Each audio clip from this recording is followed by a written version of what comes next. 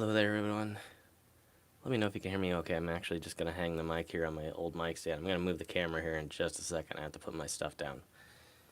But thanks for joining me tonight. I'll be right back.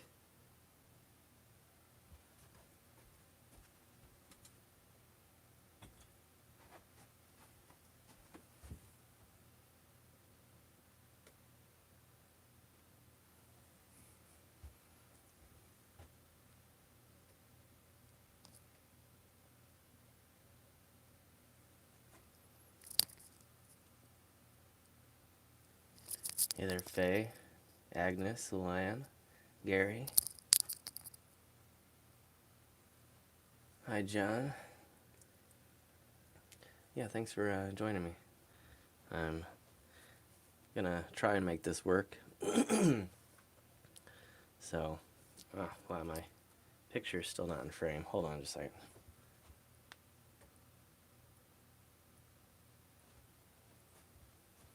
Okay, that's better. Not the best frame in the world, but we'll deal with it for right now. Hey there, Roy. Hi, Shauna. Welcome to the live stream. Good to have you guys. So I'm going to try and do something a little bit different this stream. To those of you that were here not too long ago, but when I first started, I did bring in a little bit of a drill. So I'm going to be hanging a few plants, well, hanging at least one plant that I got recently.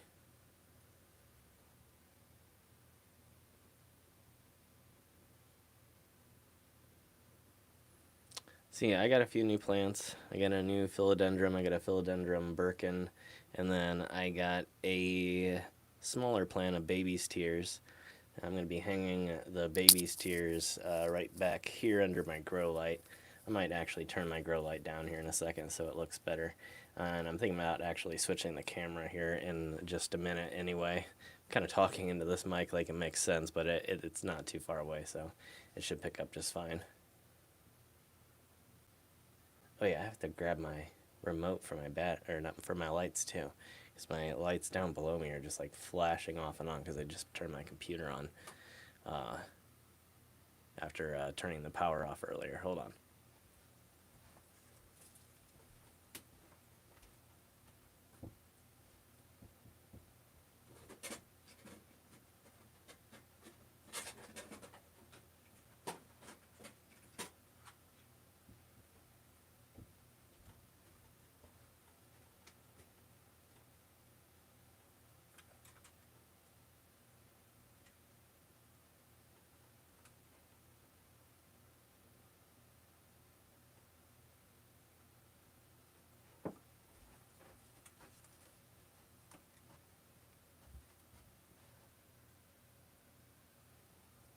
Okay, we're back. Thanks for joining me tonight. Make sure to give it a thumbs up if you are enjoying the live streams. I'm going to try and do this more often. Trying to hop on a little bit earlier too, so that more people can join in who have earlier schedules. So let me know if that's something that you like. And yeah. But here, let me grab the plants real quick before I start working. I have different containers to actually work on. This is the Philodendron Birkin here. It is a pretty cool plant. It has some really interesting variegation in the leaves and can apparently do some interesting variations in its color due to its lineage. So apparently it can get some reds in it from time to time. It does have some reds in like the stem area, so it's kind of a cool plant. And yeah, since I've been clearing up some space, I figured I'd add one to the collection because I'm a big philodendron fan anyway, so I thought it'd be a good one. But this is the little baby tears right here. It's pretty cool. It's got really tiny leaves. And so that one is going to be hanging like right around somewhere around there. And gonna be kind of filling in some empty space, and also to clear up some of the space that I need over on this side here, which is filling up, although it's doing a lot better now because I added the new basket up top, and then I have a new rope going across the very top. I don't know if anybody heard that, but the basket and the rope up there that are now able to be used for hanging things, and so I'm going to be doing a lot better for room here now from here on out, so hopefully that works out. Yeah. But anyway, I don't think I have any other plant news per se. I just figured since I was already going to be on here or in here and hanging a few things and drilling a few things and doing some kind of custom chain work. Like I have this old piece of metal from something. I can't remember exactly what it's from. I think it's a hard drive or something. I think it's an old light fixture. And so what I've done is hang a piece of chain from it. I'm actually going to cut this in half, or not cut it in half. I'm going to remove the links and then put it over to the side, and then I'm going to hang it down on something. I'm not really quite sure yet, or what I'm going to do with it tonight, but that's kind of the plan. And then,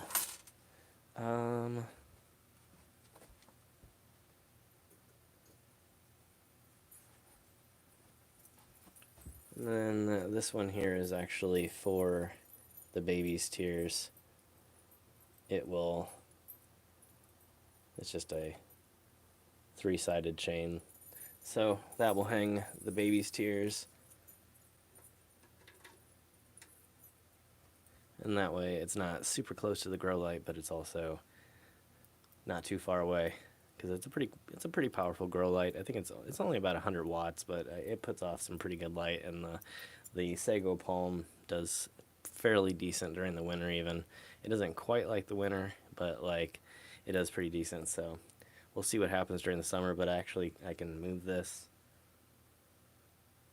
so if it gets to the point where it seems like it's too close to the light, I can just kind of move it away.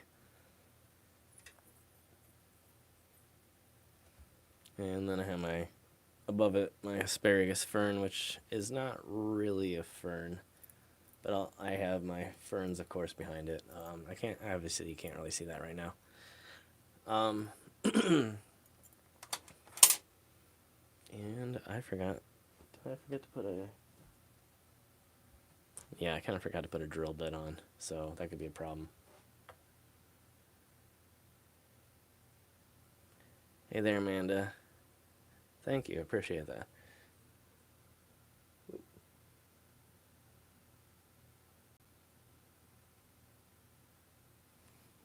All right, let me. I have to grab a drill bit, and then what else do I need to grab?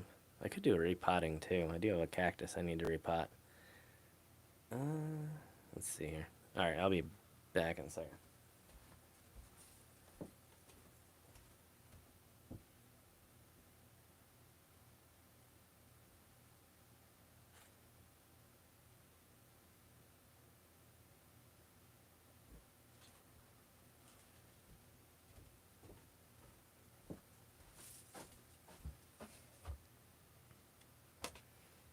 No, I guess I'll show them to you first. So I have these two pots. These were from other plants. I'm gonna use this one for the baby's tears. Excuse me. I'm not actually going to repot the baby's tears. It's fine where it is for the moment. So it's just gonna sit in here.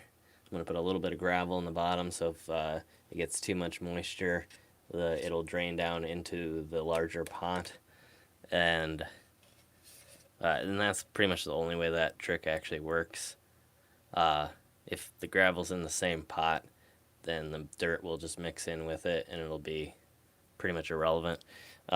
So this will just be the hanger for the baby's tears, and then the other one is actually going to be for my Neprenses, which is kind of looking in bad shape right now, but I'm kind of rehabbing it.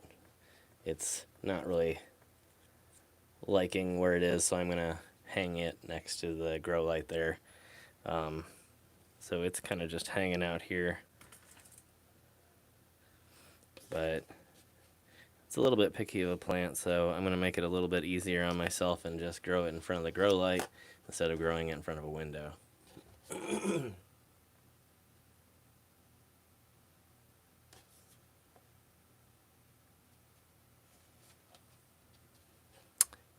Yeah, you can also do the little drainage containers with gravel in them too, and that's really good.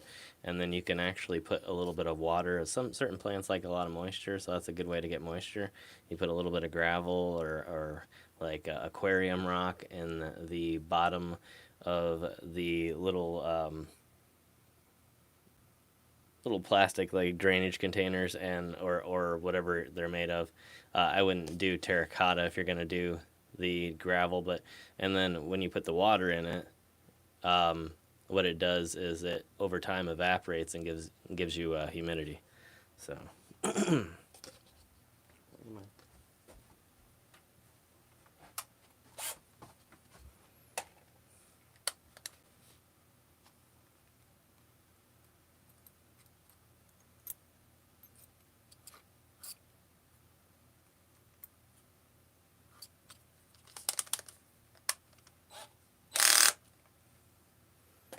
So yeah, so I'll just kind of go through this.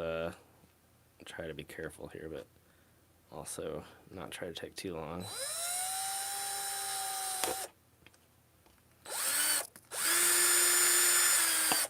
And then I'm just going to estimate. Sorry for the noise too, but I'll just estimate because really, as long as you have a good 3-point system, then it should be fairly even. But think of it like a peace sign. A peace sign makes a very stable 3-point pot. And don't worry, I'm not going to actually drill my own finger. Let's say, so right. Am I even on camera when I'm doing that? I'm going to try to be. I'm kind of putting my finger, I don't do it like I'm doing it, but I'm putting my fingers on either side so I can't actually hit my fingers. And then I'm slowly edging into the pot. Oops, that one's too high. Hold on. There we go.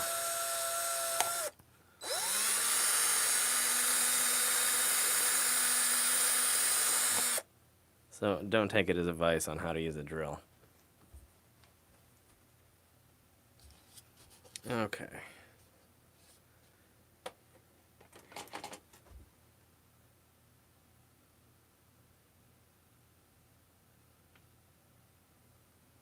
Hey Brenda, thank you. Appreciate that.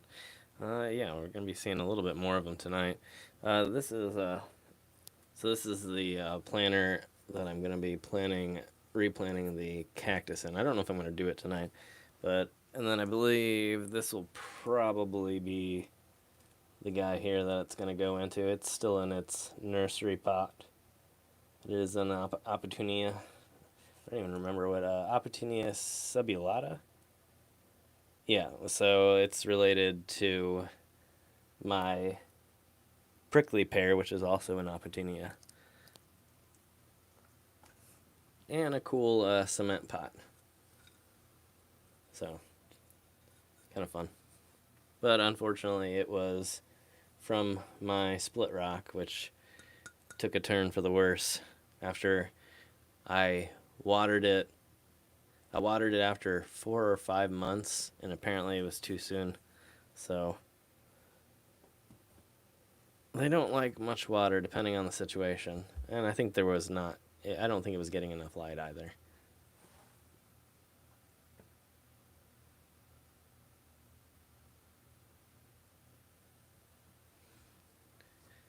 Hey there, Blue Zen. Welcome to the live stream. Alright, so we need, let's see, I'm gonna go with this chain here, so I need pliers. And I believe, yeah, okay, I have to fix one of these.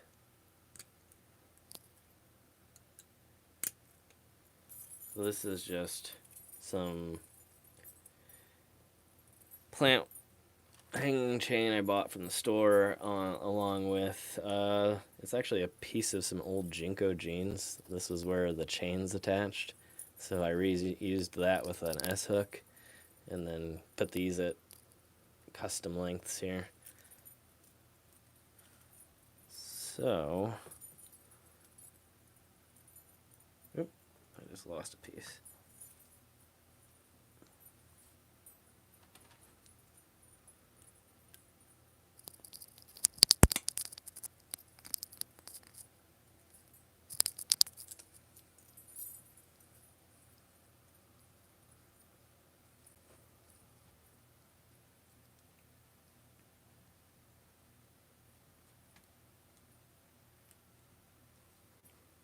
Faye, did I say hi to you? I don't know. Or were you saying hi to them? If not, hi. I'm pretty sure I said it, though. Anyway. Sometimes I miss people, so I apologize if I've missed anyone's comment tonight. Especially when I do live streams like this, where I do it from the phone again, and the comments kind of disappear after a while. Obviously, I can scroll back through them, but if for some reason I forget, don't think I'm ignoring you for any reason. Typically don't ignore people unless they're saying something insulting, so, and I'm a pretty easygoing person, so. Alright, got that loosened there. And of course, it's always smart to keep your needle nose pliers on your other computer's keyboard so that you can destroy two things at once.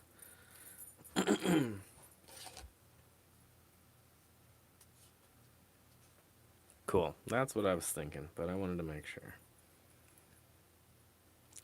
So I knew I could possibly be remembering another live stream as well, and so I'd hate to miss you by accident.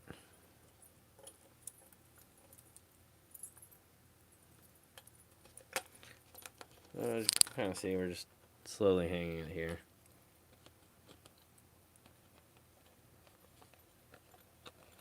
So I'm trying to do this and also keep some of it in view.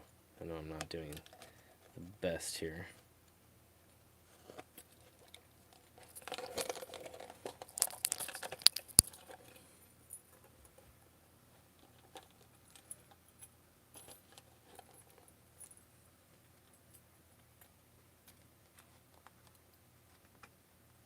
And basically this thing was just a cheap pot cover, probably from Walmart or something like that.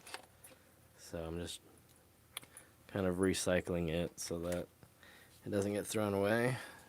And it serves a good purpose. And I'll just crimp these.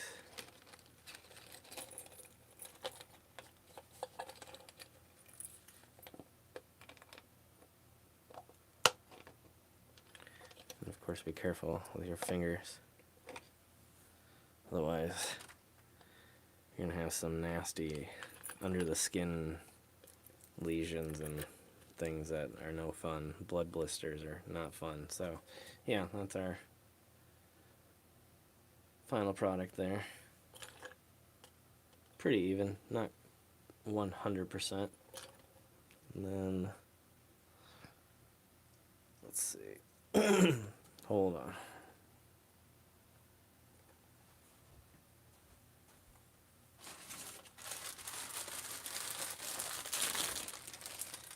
And so this container, which has no drainage holes, will add a little bit of some of the gravel I have collected. Well, not gravel, pebbles that I have collected.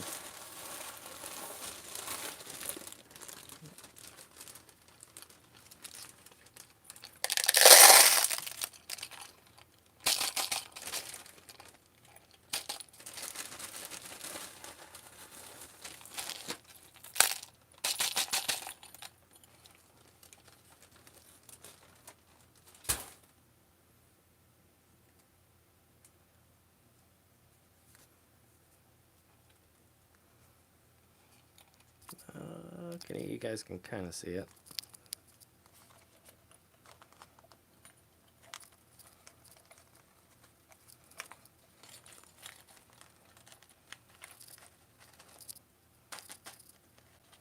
All right, and there we go. So plant number 1 is done. And has some room that if there's too much water, it'll drain into the bottom, and then it will actually, it has a little bit of room around the sides too, so it can evaporate upward, and it'll actually, instead of drowning the roots and giving it root rot, what it'll do instead is evaporate it out into the air and give the plant a little bit of extra moisture. And then theoretically, now my latest job in hanging the hanger should also work. So we'll see if this falls onto my plants.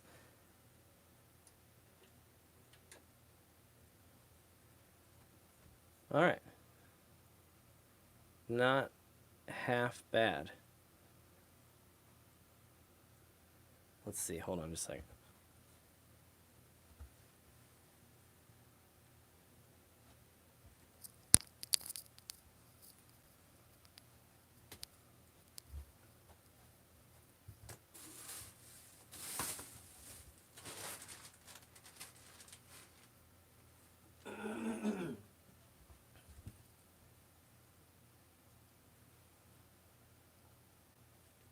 All right, hold on just a second. Let's see.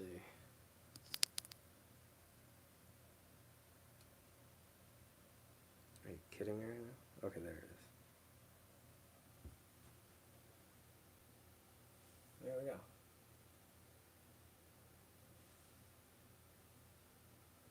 Oh, pretty cool, I think.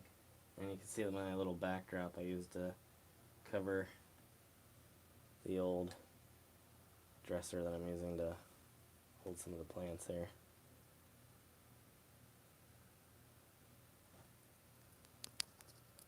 Yeah.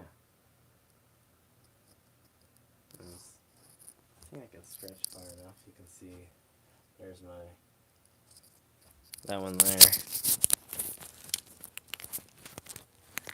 is my Cissus quadrilaris, related to the grapevine. Then my pandas paw there. And there's the new Euphorbia amic and the Euphorbia cactus bones.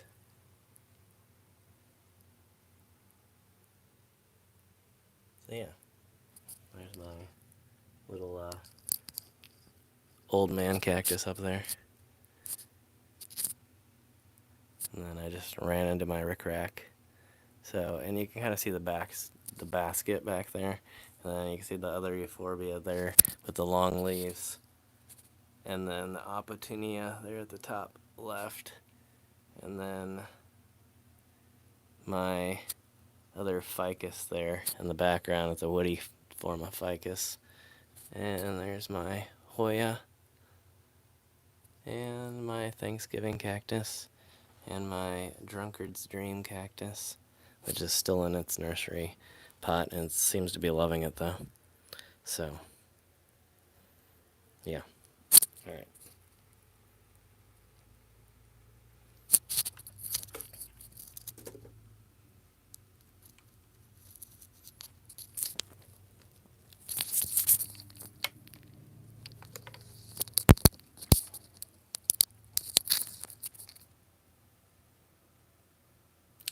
So yeah, that's a small tour of the hanging gardens here thus far. And everything seems to be doing pretty well. I've had fairly low die-off so far. A few things in the beginning, and then a couple plants here and there that were more picky than others, but for the most part, everything's doing fairly good, or fairly well. But I'm going to be getting probably a shelving system right here to replace where the grow light is. The grow light on top can be detached from this, so it will actually, that's just an old lamp anyway, and so I took off the top of it, which oddly is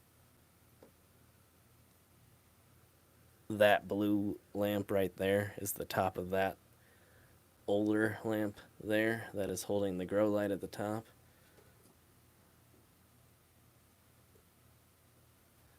And so I'll take that out and put the grow lamp on top of the shelving system, and then I'll have some more room for things to or excuse me, not that, but sit on the on the shelves. I don't know how much, but it at the very least will hold the grow light a little bit more evenly. So we'll see how that works out. But debating whether I want to even do the other one, because I'm gonna have to harvest some chain to do it. I know I have chain, but I'm trying to think how much I'm gonna need for this one. I might wait on that one here for a little bit. We'll see. But if we gain like a huge audience and then everybody wants to see it, then we'll do it. But otherwise, I might save it till the end or until next time. We'll see here. I just feel like if I start running around the room harvesting chain from things, it might turn out to be a little bit boring. And that one at least turned out to be fairly successful. But we'll quickly talk about the travel news and all that. So once again, if you're liking the stream, make sure to give it a thumbs up. Share it on your favorite social media if you have the ability. So yeah, I've been doing some mapping. Not huge travel news, I guess, but I've been doing a lot of mapping for the last couple days, and got about 20 local locations mapped out that have a lot of promise. And so I'm going to be heading out on the road probably either tomorrow or Saturday. Thank you, Brenda. Hey there, Matthew. Welcome to the live stream. So yeah, I'll probably be heading out either tomorrow or Saturday. Probably more likely Saturday, and then probably gonna try and do Monday through Friday next week, since I already have episodes through next Saturday. So should be good to go to just travel in the area locally and get a lot done that way. So it should be kind of nice to get out on the road and do some more local stuff. And also there was a location recently.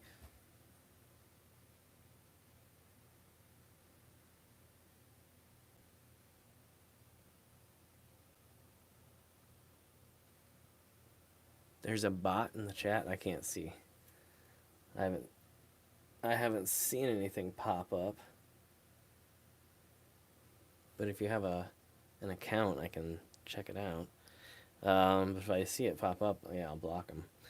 But anyway, yeah, there was a location that I thought was currently inaccessible, and I was doing some more research into it, and I found a phone number, and apparently it's as bad as it looks. The location is claiming to be a location that's open 24 hours a day, and it's a military cemetery, and there's a phone number associated with it, and it's one that I thought was on private property, but apparently the section that is the cemetery is not private property, and so I can apparently go there. So I'm going to call the number and see what's up and see if I can arrange something, and probably head out that way, because it's a really amazing location. It's way back in the woods. It's like a lot of these locations that I've done where they're at the end of a long old road, except for this road is not it's not kept up. The entire place is unkept.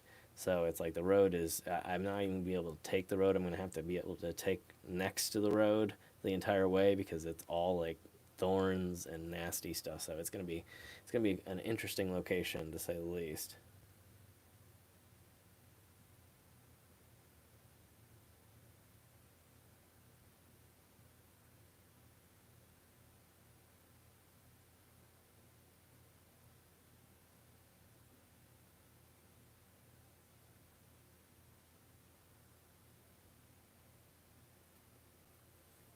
All right, thanks for the heads up. Yeah, I'll keep an eye out. Um, so yeah, that's looking really exciting. I wasn't expecting it to be accessible at all, so I don't really know how it's gonna go. I don't know who's gonna pick up the phone when I call. Even I'm assuming it's probably gonna be a township or a historical society that runs the place for whatever degree that is.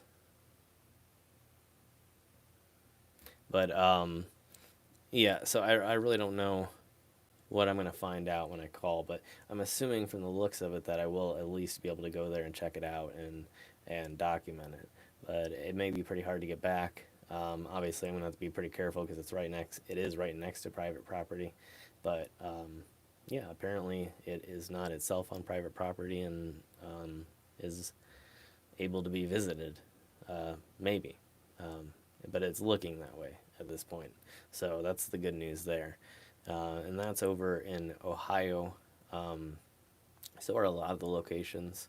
I've been doing a fair amount of mapping over that way. Hold on.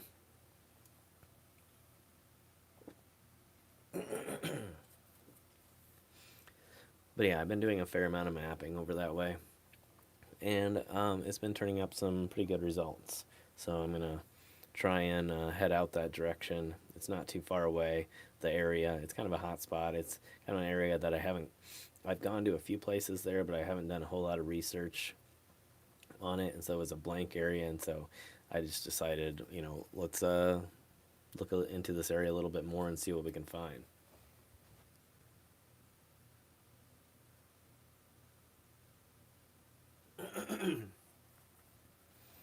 So yeah, um, then yeah, of course after that, as I've said before, I'm going to be heading somewhere at the very least to do a trip, probably sometime after the 20th. Um, and I'm not sure exactly what state I'm going to be going to. It'd probably be out of state. It probably won't be too far. And then I'm going to be planning hopefully a bigger trip after that. So thank you, Brenda. I appreciate it. Yeah, I think everything's going to work out really well. Everything's looking fine so far, and certain areas are easier than others. Certain areas are less populated. Most of the time that I'm going out, I'm pretty much going around no one anyway. So it's been easier lately to get around. So um, I'm happier for that at least. And there's at least a few areas in the country where I can go and potentially stay with friends. So um, that's a plus, at least a possibility. At least there could be some complications in that with everything going on, but we'll see.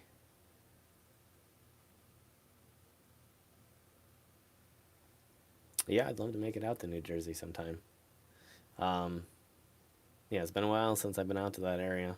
I've never been to southern Jersey, but I've been to the New York, New Jersey area, and it's probably been it's probably been about 10 years now. I would say something like that. So yeah, I need to get back out that way.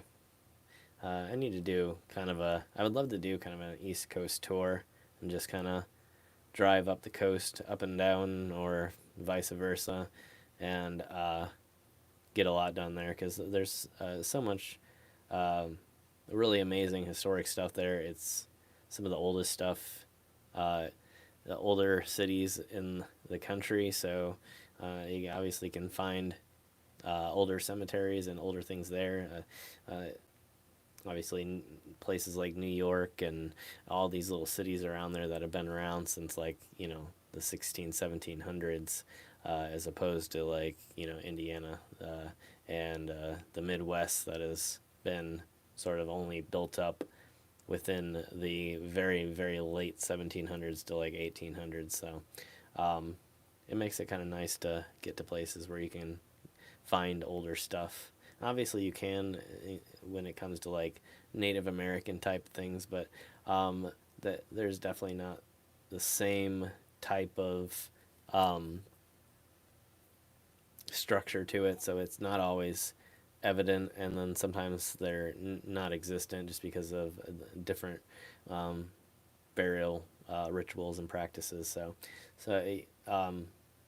often the European stuff will be a little bit easier to find depending on where you are, and yeah, and what tribe it would have been. So um, yeah, so I mean, while I would love to do some of the really ancient stuff, some of it is somewhat rumor. Like a lot of the mounds were probably not burial mounds. A lot of the mounds are probably more just ritualistic type things. They probably didn't necessarily have. Well, some of them at least did not have anything to do with burial, and so um, especially right now for the channel, it wouldn't really make sense. So I probably won't do that. But I think there are a few that are specifically associated with burial. Obviously, there wouldn't be any sort of markings on things like that, though. So, um, yeah, it makes it a little bit harder to make it into an episode, but I still would like to try.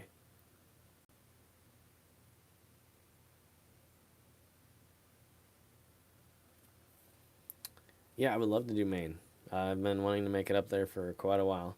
Um, yeah, it seems like a really interesting place. I love the nature there, and I think it'd be really cool to do a series there. Yeah, 1698.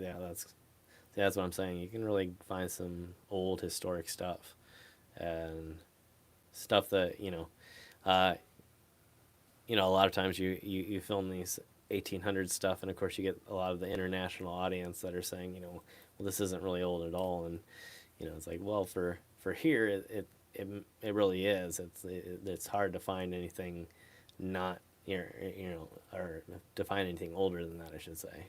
Again, without going into um, Native American type stuff, which can be harder to find and identify.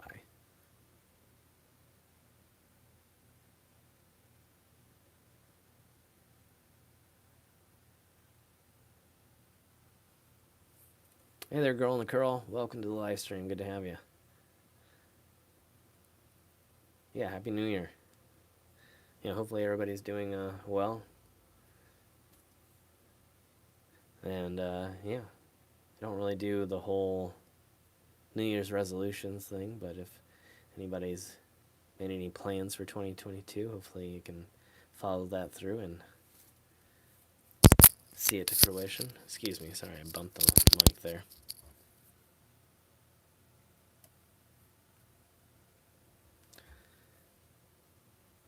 But that being said, I have made some like goals and things, not necessarily New Year's resolutions.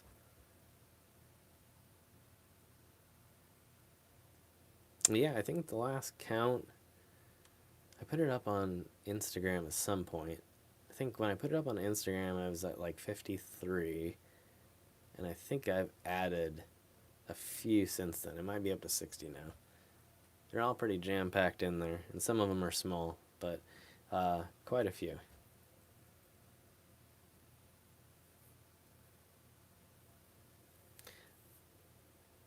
Yeah, I'm not usually one for resolutions, but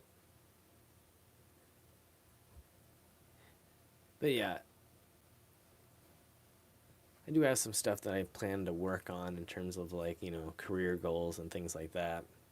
But it's not specifically because it's the new year. It's more it just happened to line up that way. But hopefully all of it happens in 2022.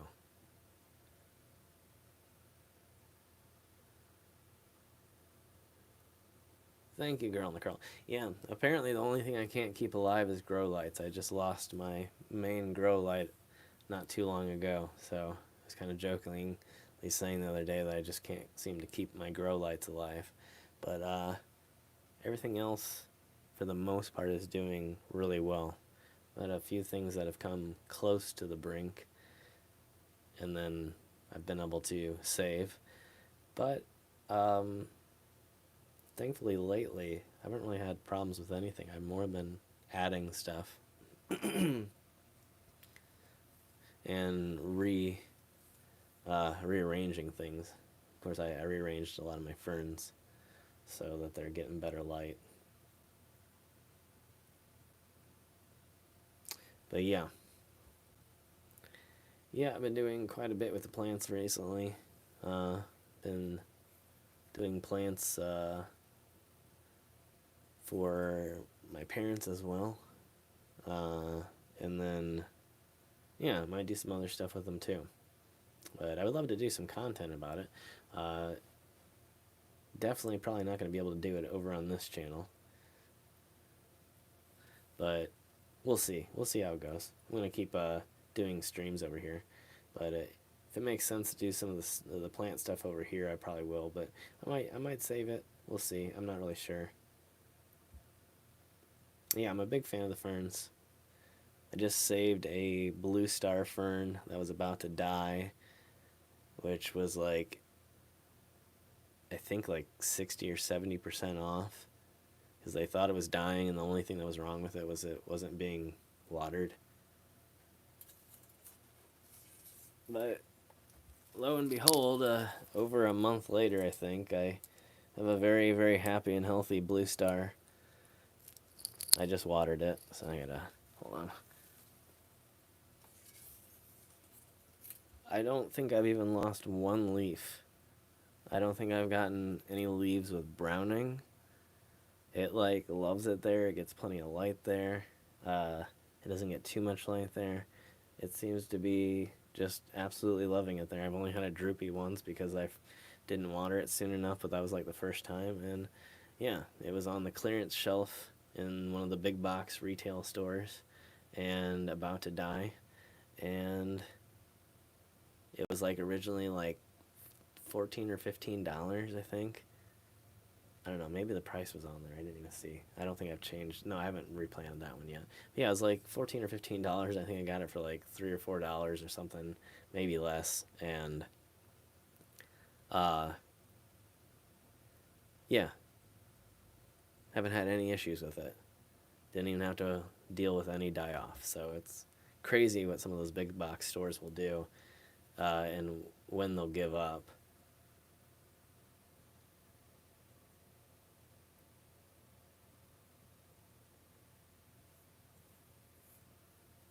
Yeah, I'm hoping. Yeah, the ferns are very. They're amazing plants. They're very really hardy because they're really ancient plants. They're pre seed, pre flower. They propagate through spores, so it's a really cool way to propagate, and it's really they're really cool looking too. And the blue stars and the Bostons are real ferns. The asparagus is not a real fern. It is, I believe, an actual. It's just a non-edible asparagus. There's just these little micro asparagus or whatever that grows underneath the soil that I don't think you're supposed to eat them, but they're like little white rhizome looking things, but they're not the rhizome. Yeah. But it's doing well too. I'm trying to think. I swear I have some stuff that I'm forgetting to show that is new too.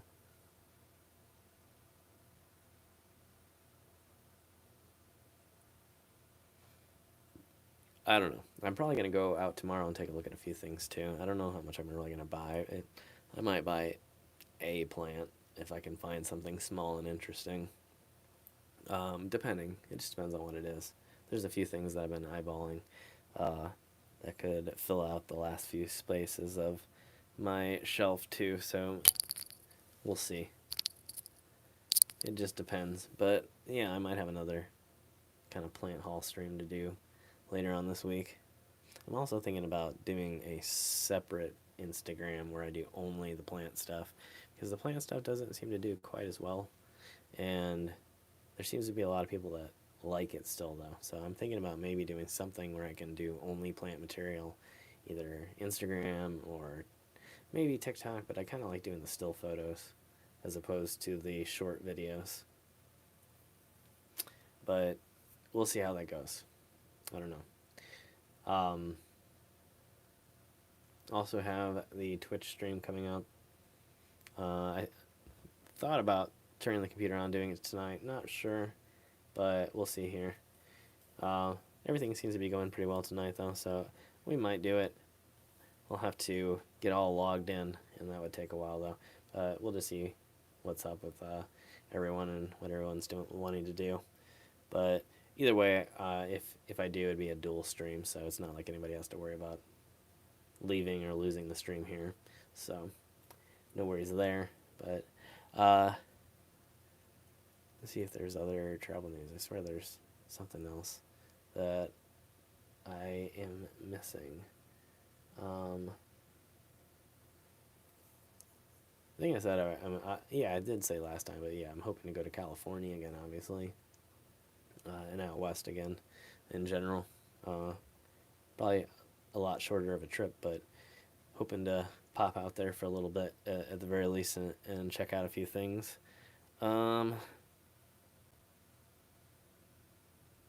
Shoot. But yeah.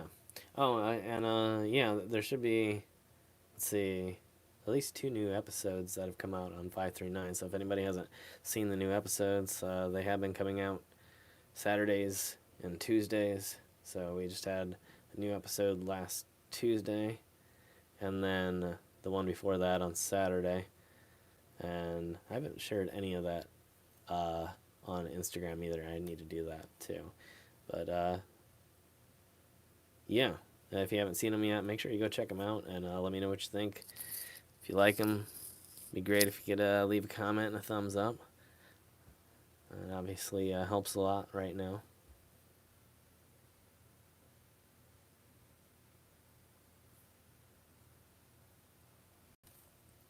We're actually not too far away. I was up in the 40s today. I think it's probably in the mid 30s by now. But it actually has been pretty warm. But I hear a winter storm might be headed this direction, so we'll see what happens. But it's not actually calling for bad weather this week, as far as I know. Thank you, Brenda. Yeah, lots of amazing statue work and artwork in the Cave Hill Cemetery, and so you got let's see, I can't remember what part we're on, but I think at least one more from the statue series, and then we'll be heading into some other areas. And yeah, so lots of cool stuff coming up and lots of stuff available. So if you haven't seen it, some of them are not long, are not super short, but some of them are long. So it's not like not all of them are going to be super short.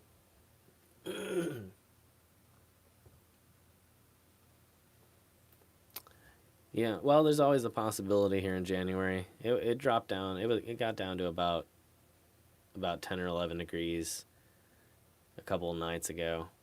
It just wildly fluctuates anymore. So, uh, yeah, it's up in the 40s during the days a lot of times, and then down in the 20s during the night.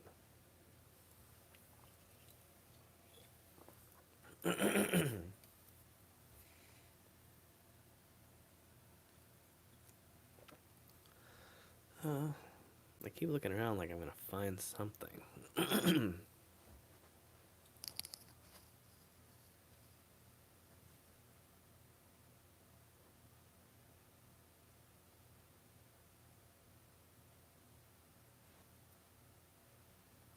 Yeah, I don't know. I think I've covered pretty much everything. If not, then it's not here currently.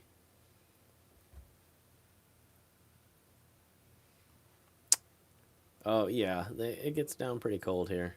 It used to get down a lot colder. It's been a long time, but I've seen it down as low as like -20, and then I've seen it up as high as 120. So it's a crazy area. Obviously not during the winter. I mean, during the summer I've seen it as high as 120.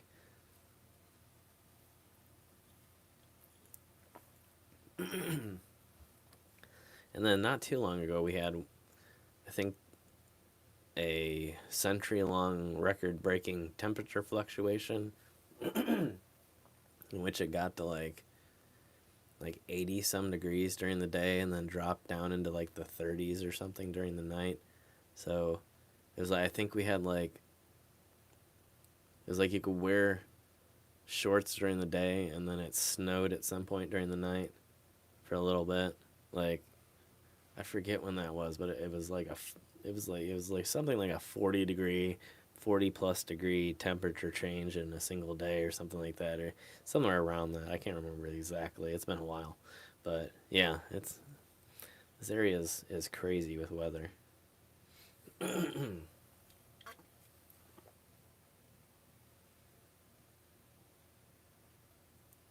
Oh yeah, yeah, yeah. I see Jersey and New York and all that eastern seaboard on the news all the time, from hurricanes and blizzards and things like that. So yeah, it'd be crazy. I can't imagine. I've traveled the eastern seaboard a decent amount, and yeah, I've never been unlucky enough to experience the bad stuff.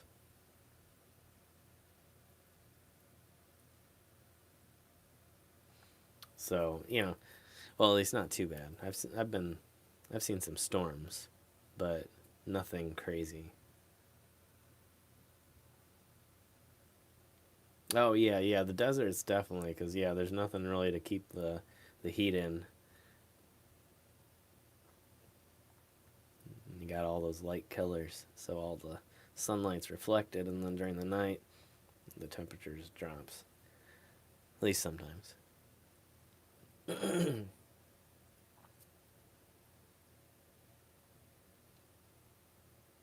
Yeah, we do too. We got the other night just a sudden like 4 hour long freeze where it was freezing rain.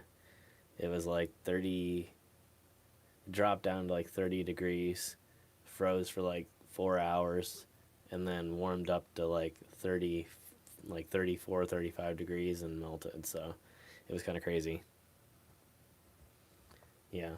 Especially being around here, we've got, Lake Michigan, we got Lake Erie, you know, all the Great Lakes above us, and then a lot of flat land. So you get these crazy winds. So, yeah.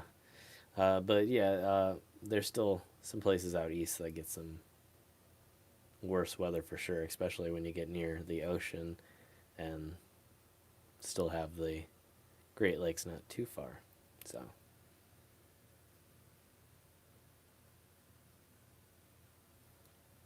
yeah, tornadoes are scary. Yeah, that's pretty much, we usually get a decent amount here. We're not too far away from Tornado Alley, pretty much right on the edge. But yeah, it can be scary. We get lots of warnings. I've never seen one personally, but there's been some that have been within 2, 3 miles, um, pretty often, but not super often.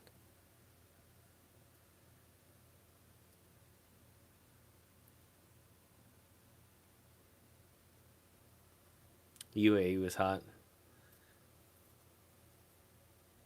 Yeah, well, but then again, they're probably super hot during the day too.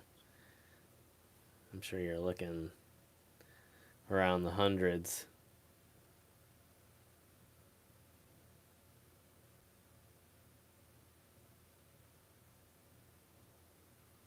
Oh, yeah, yeah, that'd be an interesting place. But yeah, definitely some extreme weather too. Yeah, I've definitely seen enough video of the snowstorms that have hit the cities out there, and it can get real bad. We've definitely had our fair share around here, but not quite as bad as east of here. So we get lucky in that aspect. I don't know why exactly consider. Well, it's probably because of the ocean, to be honest. Um, but yeah, with the Great Lakes being so close by, I'm surprised we don't get more at the very least. But yeah, I don't think we have a chance at ever comparing. But It would be interesting to travel and see it sometime. I'm I've always been somewhat of an extreme weather traveler. Uh, I haven't lately, but um, I used to do a lot more in deep snow and things, and even in my car, just to take it into things that would be seemingly impossible to get through and kind of blaze through certain areas. So, um, if I had a little bit more traction, I might still do that.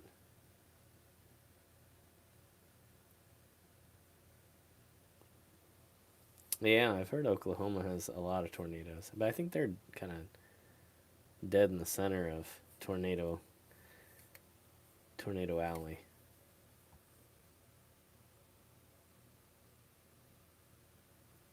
I am not a storm chaser. Uh, I've done a few videos where I've chased a few storms. Oh no, I think more like one. But yeah, I see quite a bit of storm damage, um, erosion and things knocked over, uh, tree limbs that have fallen out of trees onto things. So yeah, you see a lot of that. So uh, yeah, the weather's not very friendly around here to anything. Uh, Unless there's constant upkeep, things are gonna get hit pretty hard, and there's not much you can do about that. Well, except for preventative maintenance, obviously. But it's kind of up in the air with a lot of the places whether or not they get it. So yeah, I tend to see a lot of damage, especially in the historic places, and that's pretty much all I do anyway.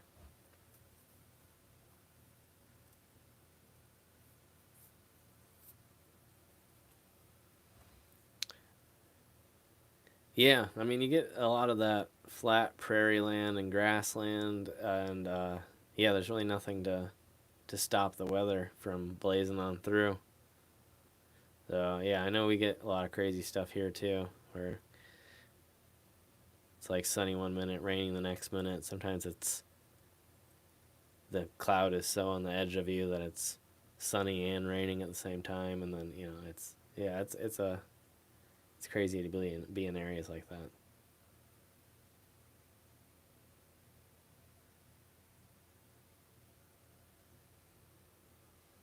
Yeah, you definitely don't want to get a tree falling on you. That would be a bad day. Thank you. Yeah, it's stayed pretty well over the years. But then again, it is pretty specialized in the way it's done. So it's not just a typical tattoo. Uh, I did have it done in just the kind of regular tattoo style, like any other tattoo, and it went away pretty quickly like that. So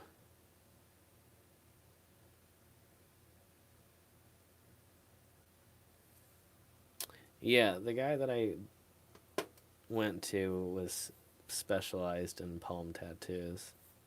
So it's actually done in a slightly different manner from a normal tattoo. Slightly more painful. Well, not slightly, a lot more painful, um, but more permanent. And I originally had it touched up twice before I went to him and had it nearly disappear completely every time. So three different times. And then when I finally went to the final artist, I haven't had it touched up in going on a decade now, I think.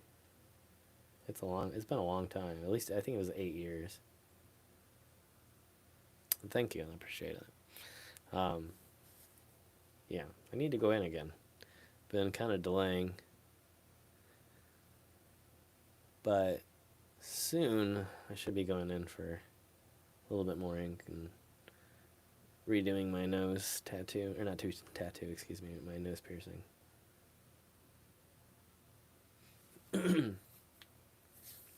But yeah, if you don't mind the extra little bit of pain, then yeah, I would recommend finding somebody that specializes.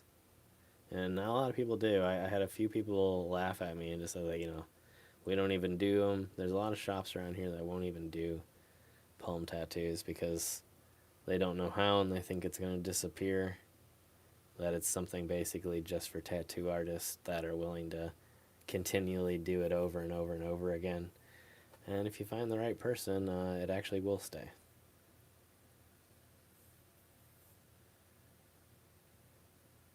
Yeah, I definitely found an amazing artist for it. Uh, he was the real deal.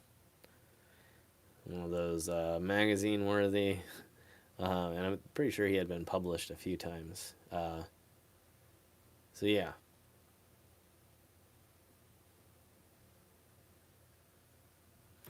but yeah, hoping to go back in soon. Not for another palm at this point, but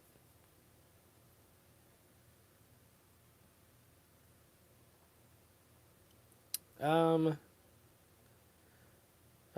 mainly palm tattoos disappear because of just use. You use your hands more than anything. You're always touching stuff. You're always washing your hands. Your hands regrow its skin a lot more, so it tends to be rougher on ink.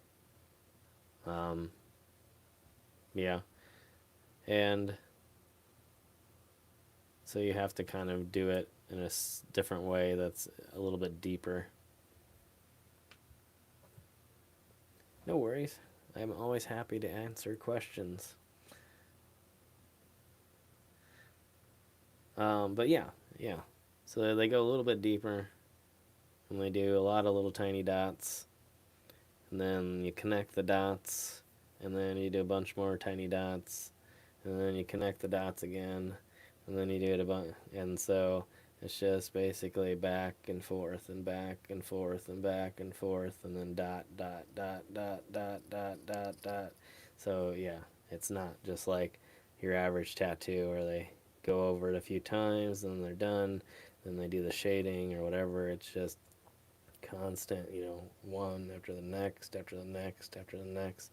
I think this was, I don't remember how long it took. It was probably at least an hour, at least probably more, because it's just thousands upon thousands of tiny little dots, and not with a shader type dot, just like a line, a line tool, which is less needles, so more force, and they just do it over and over.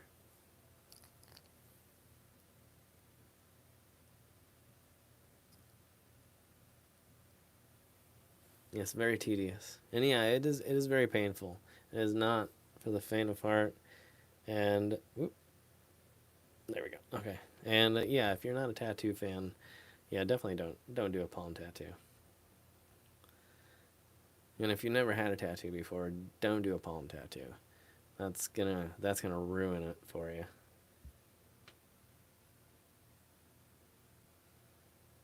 Either Maplewood. Yeah, not for everyone. Yeah. If you like it, do it. If not, yeah. But yeah, they're definitely tattoos for people that are more, I guess, collectors of. I like doing the more painful areas just to say I've done them. So of course I have I've got finger tattoos, hand tattoos, palm tattoo, my wrist, um, yeah, I'll probably do the tops of my feet at some point here soon.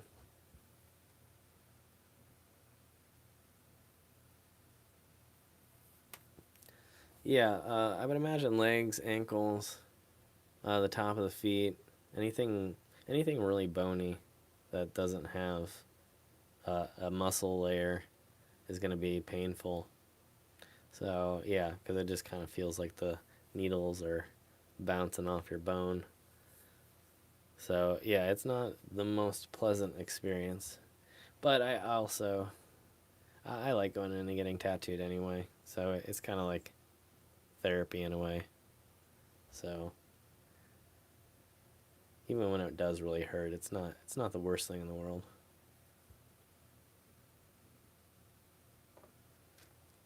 Yeah, sometimes once you live through one time, it's like you've kind of graduated and then you can move on. But it just depends. But I'm definitely going to go in and get some more work done on my hands. Probably not my palms for a long time, but I'm definitely glad I did it though. I wouldn't say I'm afraid to do it again, but I would definitely spread it out. It does make you, once you've done it, it is something that you're not immediately wanting to jump in and do again.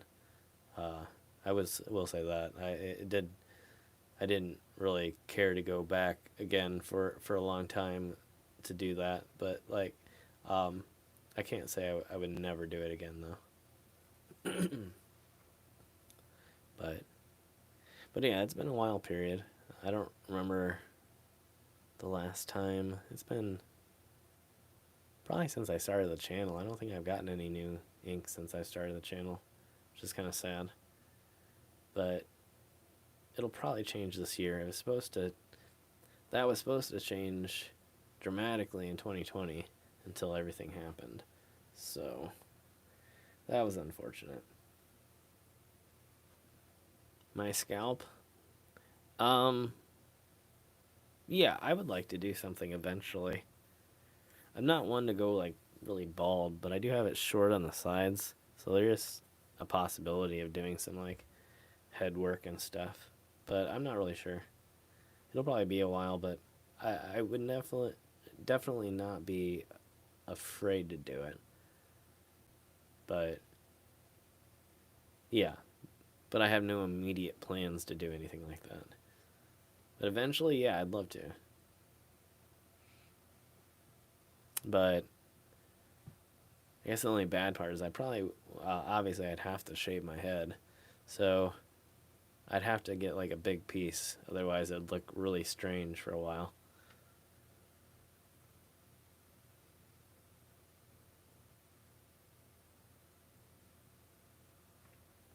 Yeah, definitely if you have some sort of medical condition, you want to check with a doctor to make sure it's safe.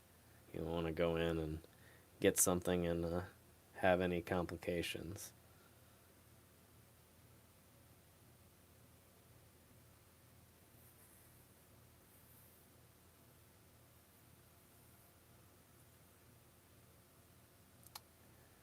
Yeah, no, yeah, this is pretty much as short as I like it, but I know if I got it done, they would not let me keep my hair while it was being done, so I would definitely have to get it regrown. But yeah, yeah.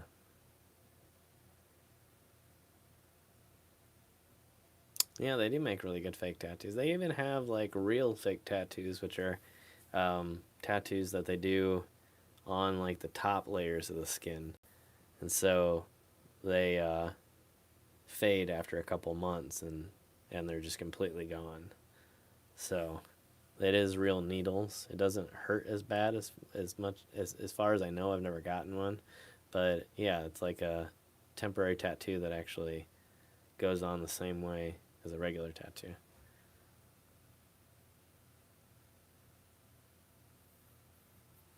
But yeah, you can also get different styles too that are the press on, or you can get I think even printable ones and all kinds of different fun stuff. And then of course there's henna. Uh, Lots of people get into the henna and those designs. Um,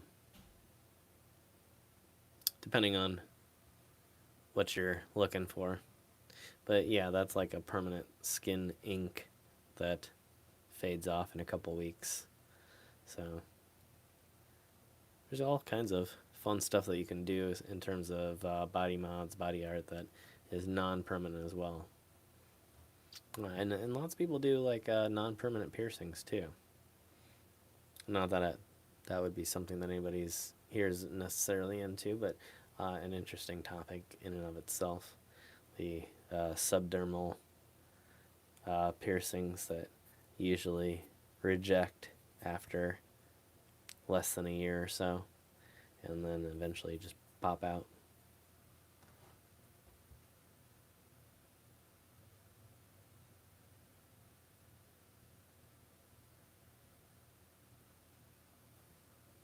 The ones with the needles, the point it would be that they do last longer, and they're not also as susceptible to like smearing, tearing, things like that when you like wash your hands or things like, or take a shower. So, and I think they can last anywhere from like around 4 to 6 months, something like that. Maybe a little bit less. So it just depends on what it is. Yeah. Well, subdermals aren't fake. They're just skin piercings, and skin piercings tend to reject. So like when you see people have like corset piercings where they have like the rings in their back and then they have it tied together with the fabric, those are usually temporary. Those don't typically stay. Now, some people try to make it that way. They'll let it scar over and then they'll re-pierce and again underneath the scar, so it kind of builds up this barrier, and occasionally that works. But a lot of that stuff is not permanent. So, yeah, yeah, it's not necessarily fake, but it's not a permanent solution. And that's the same with eyebrow rings, belly buttons, things like that aren't necessarily permanent, and they can disappear over time. And yeah, so something to keep in mind if that's what you're going for. If you're getting an eyebrow piercing or a belly button piercing, you may have to get that pierced 2 or 3 times until it stays, if it ever stays at all. And that's why some people's look weird. It looks like they're almost too thin. It's because the skin has been slowly building around it the other way, and then it just pushes it out. So, yeah, if it ever looks like somebody's eyebrow ring wasn't done right, it probably was done right. It just probably is old and being rejected by the body. No problem, Brenda. Appreciate y'all being here. Again, give it a thumbs up if you're enjoying. Looks like the YouTube algorithm is not doing too bad tonight, but as expected, it's still acting weird here and there.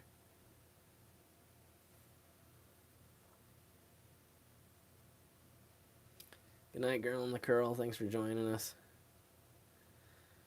Hopefully we will see you next time.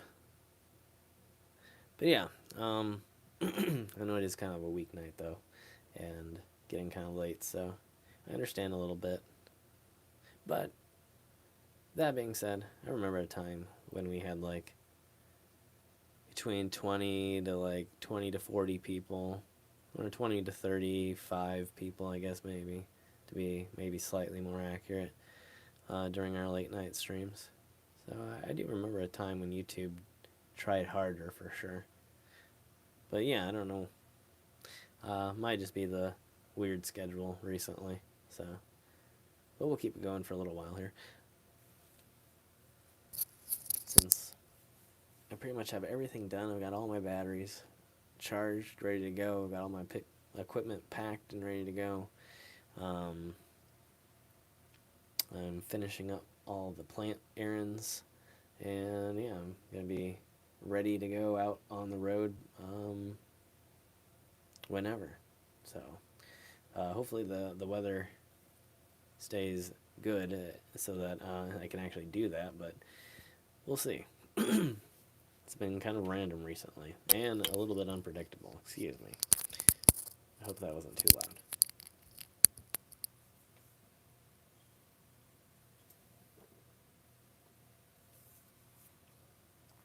Yeah. Oop.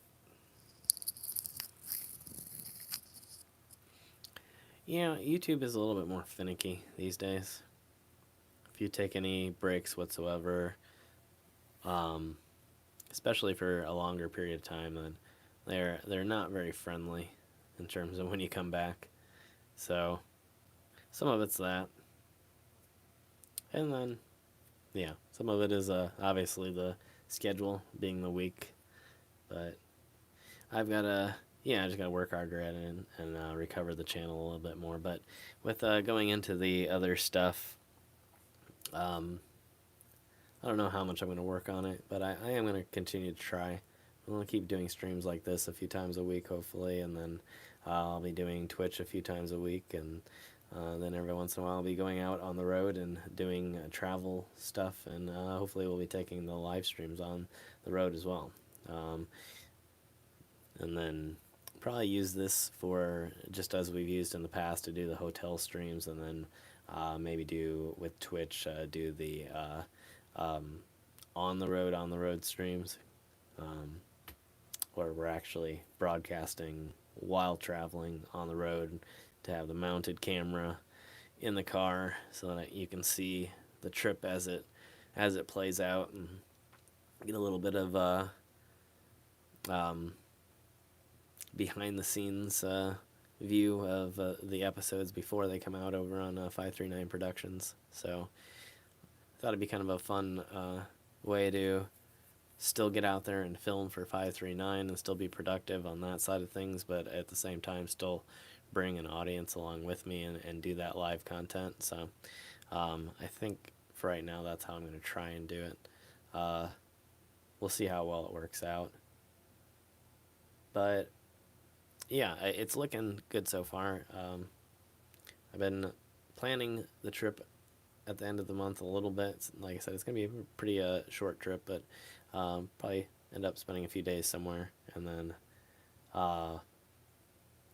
do a few streams from the hotel. I do have the car set up somewhat finished. I need to figure out a few things to kind of steady the picture a little bit, but I think we're doing pretty good. Other than that, I'm going to have to eventually, like I said, get a alternative internet connection that I can get a better signal out on the road, since I can't really rely too highly on the cell towers unless I get some bigger antennas and different devices. So we'll see, and I'll probably bring everybody along on that journey too, since at that point that should be fairly interesting in terms of upgrading the equipment to go real long distances out in the middle of nowhere where typically live streams don't occur. So I thought it'd be kind of a cool premise to try and push the live streams to the extreme before it's just kind of a normal thing here in the next 5 years when Starlink comes completely online. So yeah, so we'll be working on that as the year progresses. And yeah. But yeah, I appreciate you all for being here. It's been about an hour now, just over an hour, I guess. About 18 minutes over. Yeah, going on 20. So thank you all for being here. Appreciate y'all. Again, if you're enjoying, give it a thumbs up. If anybody has any questions from the recent episodes, make sure to put them out there. Again, when everything starts dropping off, I'll kind of leave it up to everybody that if everybody wants to stay and hang out and you have any questions or anything, I'd be happy to answer them. But I don't know that I have any other news to let anybody know about. And if I think of any plants, I'll go grab them. I might take a quick break here in a second, but the only thing I hate about breaks is that it always drops off greatly during the breaks, and then probably will never recover. So we'll see about that.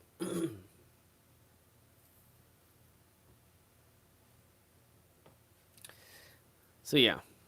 But yeah, if you have not checked out the new episode, though, there was a new episode released Tuesday, and then before that Saturday, and then before that the Tuesday before that. So there's plenty of new content over on 539 Productions. Make sure you check out all of it. There's so much over there, and now we are on our official permanent schedule of every Saturday, every Tuesday.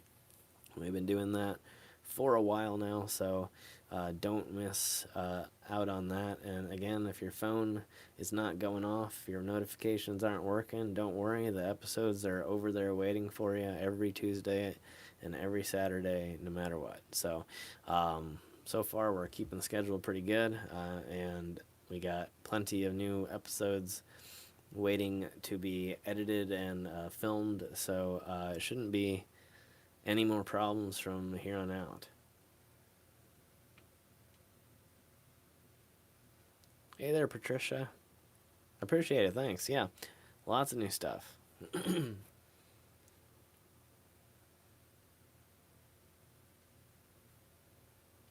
uh, the way I understand it, there is an actual cave. I think it was.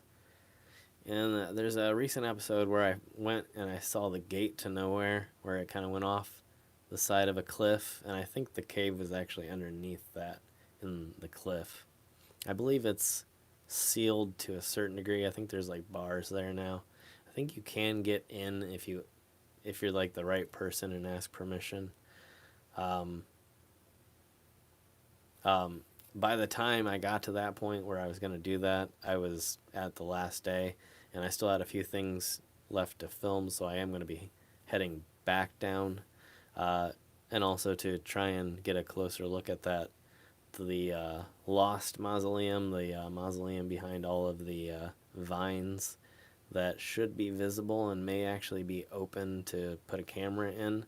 Uh, so I'm gonna have to go back there probably sometime over the next few months anyway, so that I can get there before all the plants regrow their leaves. At that point, I'll probably stop by the office and see if it's possible. I'm gonna venture a guess that I probably can go right up to it and probably stick my hand in and get some film. I don't think it's a really large cave to begin with, but I don't know that they allow people back in there anymore. But being part of the media, maybe they might make an exception. Maybe they have some media release forms, some liability release forms that they might let me sign to go back in there and check it out. I do have some professional caving experience in my past, so I'm sure that they probably wouldn't take my word for that though. But who knows? Maybe I can sway some people a little bit and get some access to it. We'll see. I don't know, but I'm gonna try and ask on that one. See, as well as the other location I was discussing in Ohio that I'm going to try to gain access to. And yeah, but yeah, there should be a literal ton of content coming out. I should have about 20 episodes. Oh, probably not 20, but I have 28 locations marked. I probably will get somewhere between 15 and 16 with a few here and there that just looked possible that aren't necessarily possible. So we'll see how it goes. But yeah, I'm hoping um, by this time next week I'll have about 14, 15 of them done and ready for editing. And then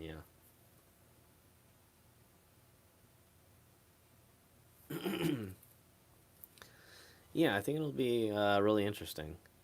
And I'm sure that it's probably not the most super mysterious thing because people that do go there during the winter, you know, probably do see it a lot. But just going there during the summer and seeing, what looked like it should go somewhere and then disappearing into these bushes and being completely invisible to the outside world, it really does kind of spark that feeling and that mystery, and so yeah, I definitely want to go there and see it and try and get an inside view. I've got plenty of tools to get through without harming the plant or the mausoleum or anything else, so it's not like it would be an issue, and I don't really think it's going to be as hard as it looks without all the leaves and everything.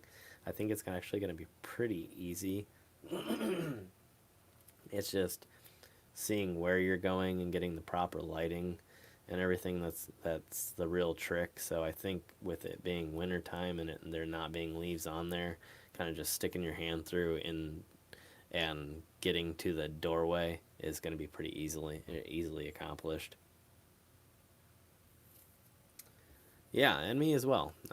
There's no that I know of, no photos online. There might be out there.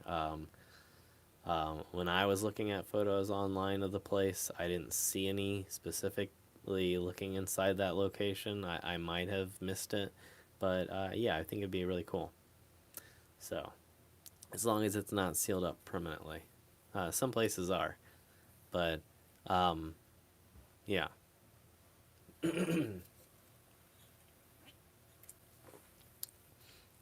But I also, excuse me, I apologize. But there's also an interesting story about that row of mausoleums there that I think I had shared it in a live stream, but I also put it up on Instagram too. And one of the people there is that's buried there is actually the only person ever in American history to kidnap a sitting president, and it was done as a joke. It was a prank. And I think the one and only time in history that someone pranked a sitting president of the United States by kidnapping them in a boat. So it's kind of interesting. I believe it was it Adams, maybe? I can't remember.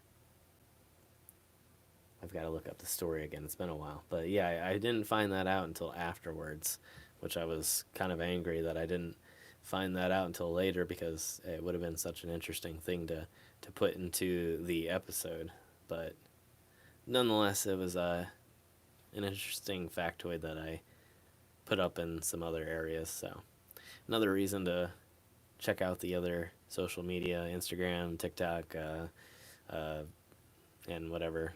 Facebook if you're not into Instagram, because my Facebook is a copy of Instagram, so everything there is what's on Instagram. So if you like Facebook better, do Facebook. Otherwise, Instagram. But yeah, I do put interesting, unique content up on all those platforms. So if you're looking for stuff that's 539 related, that is nowhere else to be found, yeah, check out my other social media because there's literally thousands of still photos, other videos that don't exist on YouTube, locations that don't exist on YouTube. I know that for sure. I've got locations on TikTok that have never been filmed on YouTube. Things that have been seen that some interesting things too that I found.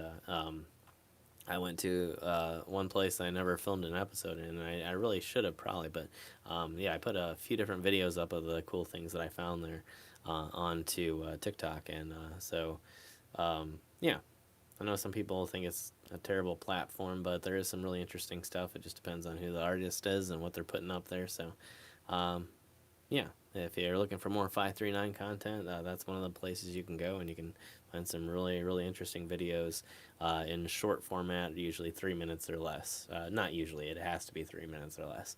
But so everything on there is 3 minutes or less. It's really short, interesting stuff that, yeah, typically is not on YouTube. So some of the stuff you'll notice is the same, just because later on they came out in episodes, but a lot of it is completely unique to the platform. So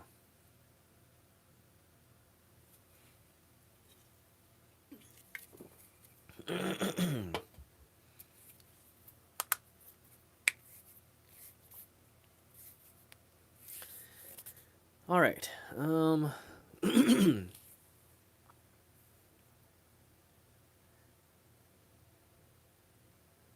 Yeah, I can't really think of anything else other than to say, like, once again, it now turning midnight, being Friday, tomorrow being Saturday, technically, at least for me, will be the new episode. So don't forget that no matter what your phone says, no matter what your notifications say, there will be a new episode on 539 Productions at 8 a.m. on Saturday morning, Eastern Standard Time. So when you wake up, check your YouTube. It's going to be there, no matter what your phone says, because I know the notifications aren't working. It's annoying for people to try and find the episodes when they want to find them. There's been people that have thought that I quit YouTube for good. There's been people that thought that I haven't released episodes in years. And so from here on out, it's Tuesday and Saturday. Tuesday and Saturday. So don't believe what your phone says. Just go to youtube.com/539productions or click on my name or my account in your YouTube app and you can go straight to the 539 Productions homepage, and you'll see the recent episodes that have been released there. So, yeah, Saturdays and Tuesdays from here on out. I have no idea on the snow. It wasn't looking like we were going to get any other than like a few hours here and there. And that's kind of been what's happening the last few days. It's like we'll get a few hours of snow or a few hours of sleet and freezing rain, and then it's been melting. So I'm not sure what's going to happen. We'll see, though. No matter what, I'm going to try and get out and do something, though. I definitely want to be productive for the next week or so before I end up taking a bigger trip. Because I'd like to really start stacking these episodes up. That way, no matter what, we'll always have 539 episodes. I'm trying to get a pretty big catalog going of interesting places. I've been doing a ton of research to find the craziest places and the craziest the craziest locations in the craziest places, and trying to really find some of the amazing stuff that we've located in the past, and so yeah, and better. So, whoop! I guess we hit our hour. It wouldn't let me do more than an hour for some reason.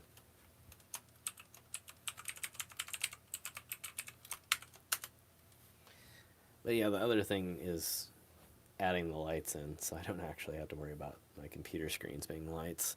But we'll get those done here soon. Those were actually supposed to be done already. I have spare LEDs, but for some reason the connectors were not working. Some of the LEDs might have been too thick because they're like an indoor-outdoor waterproof LED, so I think it might have been too thick for the connectors that I bought, so I might have to like personally solder it.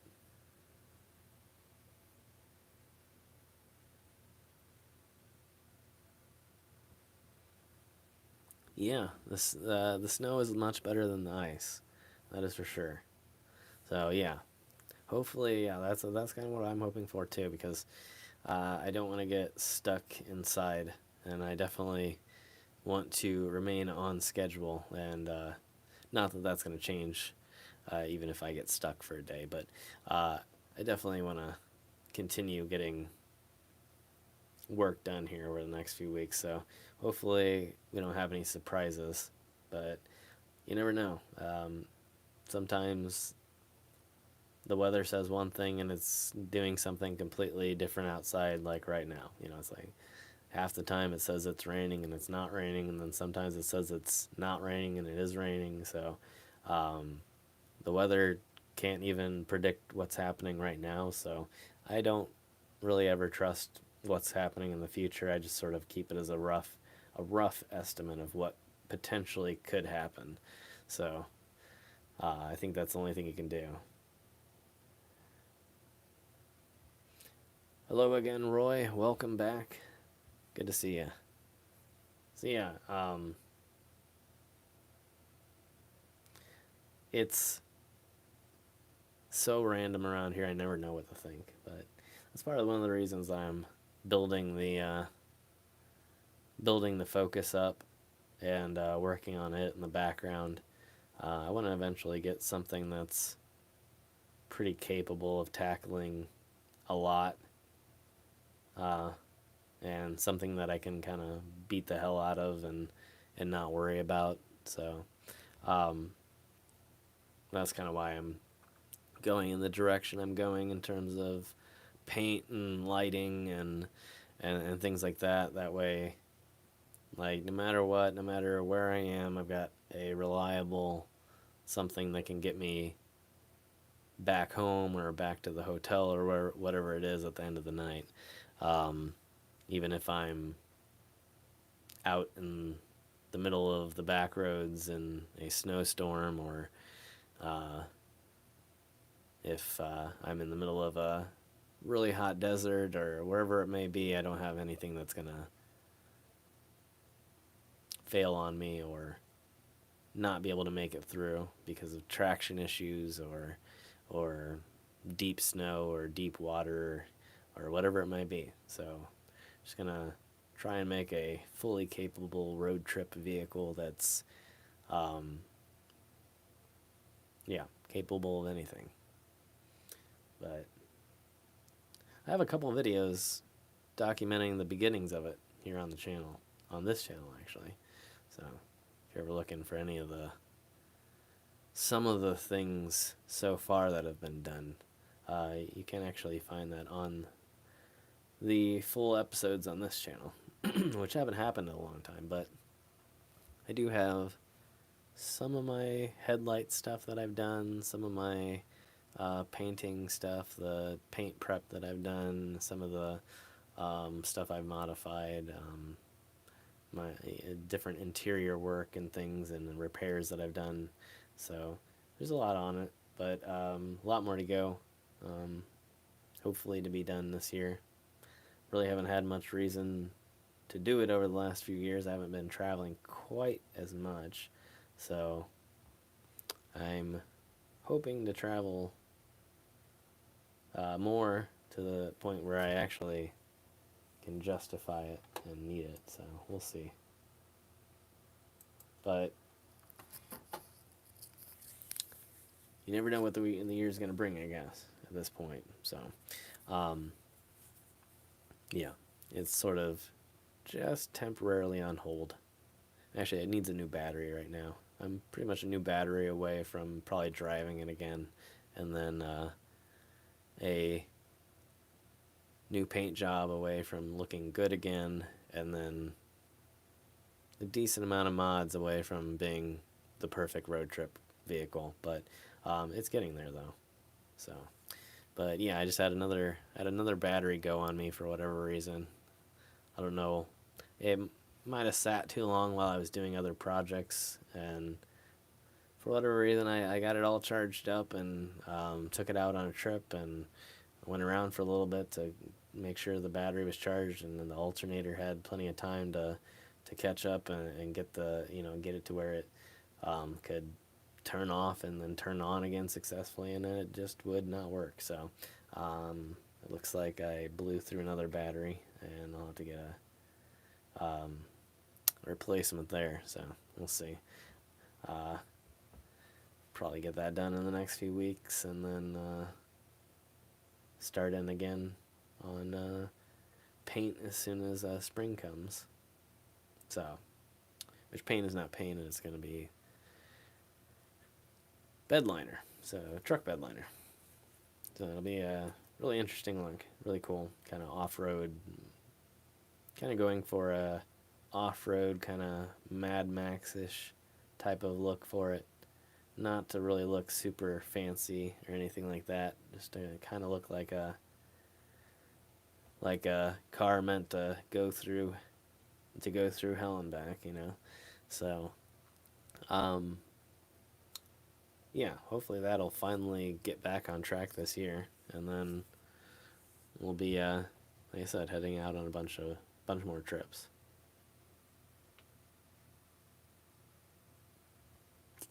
Yeah, that's actually what took out my battery last time, was in 2018 when I was on my way home from California.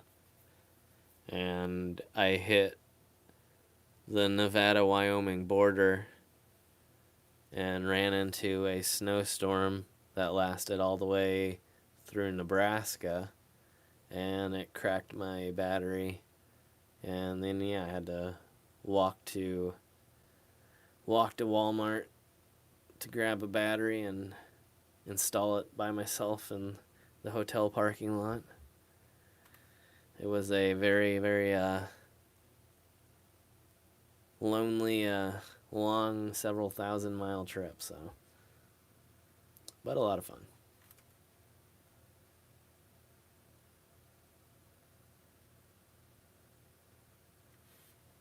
Yeah, the heat can definitely do it too. Things love to expand and crack and heat, so yeah. And of course, I was going from Nevada, so when I started out the day, I believe it was 80 degrees, and by the time I ended the day, it was like in the 20s. So, like, it was not a good condition. It was not the best time to drive, but I had to get back home because my driver's license was expiring, so I was literally racing time to get back home. So, it's like I chose the exact wrong moment. So I was racing home to get something done so that I could still be out on the road legally driving. And at the same time, I'm facing an oncoming snowstorm on mountainous roads, uh, coming out of a desert. So it was kind of a unique scenario. It was pretty interesting. So,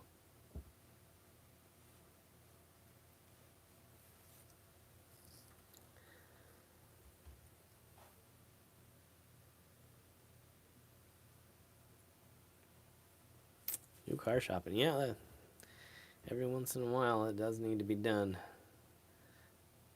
But I'm going to hang on to mine for a little while longer here.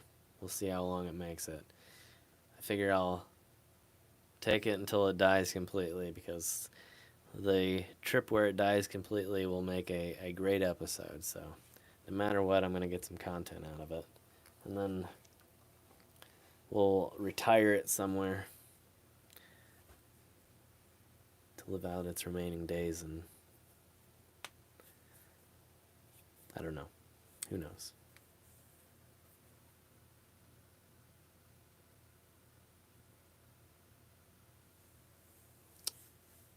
Oh, yeah, that's never fun.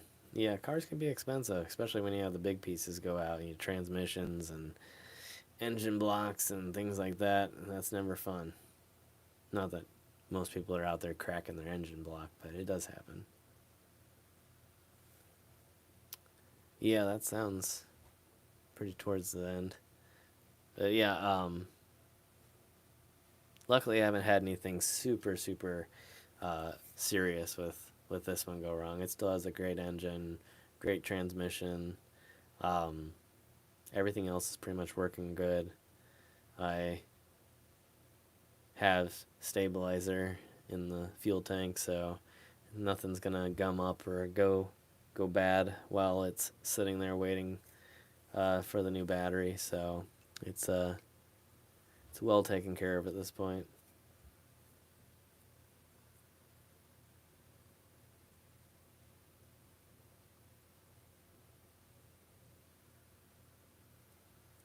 Hmm. Apparently the bots. It's interesting. I might have to employ some mods here in a second because apparently the bots have blocked me, which I don't know how that's possible because I'm not seeing anybody. Chevy Tahoe. I had a friend that had a Tahoe for a long time, and he really loved it. But yeah, yeah. Once they get up there in age a little bit, it gets harder and harder to do the maintenance on them, I think. And mileage too. Mine's getting up there too. It's about 200,000 miles, but I'm gonna try it. We're gonna try and get it to 4. We'll try and get it to 1 million. We'll try and get it up there. And if not, we'll blow the engine and maybe I'll just convert it to electric and have fun. I thought it'd be kind of a fun vehicle to convert and just have a little project car. Figure I'll keep it going no matter what, probably, honestly. Yeah, yeah. Sometimes, yeah, you gotta let them go. Unfortunately, if you get to the point where it's not sustainable anymore, I mean, no matter how much you love it, you have to get rid of it or do something at least. And obviously, not everybody has the money to just throw it aside and say I'll work on it later. So, yeah, it's unfortunate, but yeah, I can see how that does happen. But yeah, um, yeah, I would eventually like to. I would like to do an electric conversion on mine. I think it'd be cool. But I know that's gonna be a decent amount of money, decent amount of time. I know the general idea behind it, where if I found the right person, I could help. But like,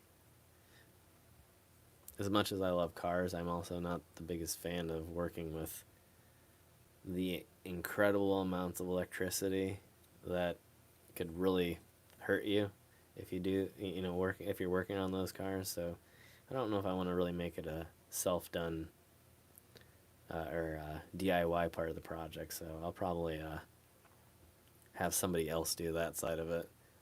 I would love to get in touch with somebody. I know there's a few YouTubers that do stuff like that, and I think that'd be really cool. But let's say that's a unlikely idea anytime soon, unless the channel suddenly has another viral video, which I mean it could happen, but we'll see what happens. Some of the videos, it's like you expect it to be a little bit better than most, but then it never happens. Especially when well, I don't want to be disrespectful, but in some ways it is accurate. But when you name drop, celebrities, things like that, it's like you do kind of expect it to do a little bit better, and then sometimes it doesn't, and then sometimes it does over the long term. It's like it's not really a term that's like very popular at the moment, but at some point, something happens, and or for whatever reason, people just happen to be searching a lot, and then it does. So I have noticed that the one thing I can't complain about on 539 is organic growth. And if it's like initially the videos do from okay to somewhat bad for the number of subs that I have, but like then over time it's like they'll actually do a well above average.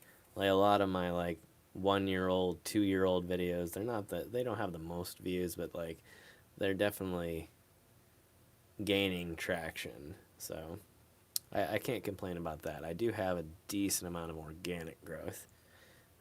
So, and that's what I'm trying to do with labeling all the videos now with the scheduling and letting everybody know, on here, so that way we can kind of overcome some of these issues. And I know it's been frustrating for a lot of followers too, because I get comments all the time. I'm still not getting notifications. I still never know when you have new videos. So I'm just gonna make it blatantly obvious whenever new stuff is out, and that way there's no way for there to be any issues with the algorithm, because the algorithm just will cease to matter at some point, hopefully. And I think we can accomplish that. If I can get, it's like I know at least 15,000 of my audience is there because of the cemeteries. So, that's probably right around when I switched completely. And so, if I can get between 15 and 20,000 people knowing that I have a schedule going now, then that should make it a lot better and a lot easier for the channel on all sides of the game, from making new videos, from making it easier to travel, to making it far less confusing for everyone else. Hey there, Savannah. Welcome to the live stream. Doing well. How are you?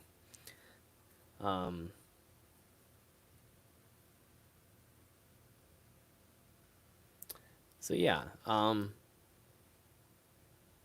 just trying to generally improve the channel so that it's more predictable. I really think that's, no matter what YouTube's problems are, I think that's a huge answer for anyone almost, like, because if you have a core group of people who want to watch every time, and they want to watch when it's new, and they know when it's going to come out, and they know exactly what to expect and when to expect it in the day, then I feel like you can overcome any algorithm. Algorithms are more about new people, and the thing is that what also tells the algorithm that your video is popular is what your core audience does too. So if I can make it far more obvious to my core audience when my new videos are, the algorithm will eventually follow, or it should.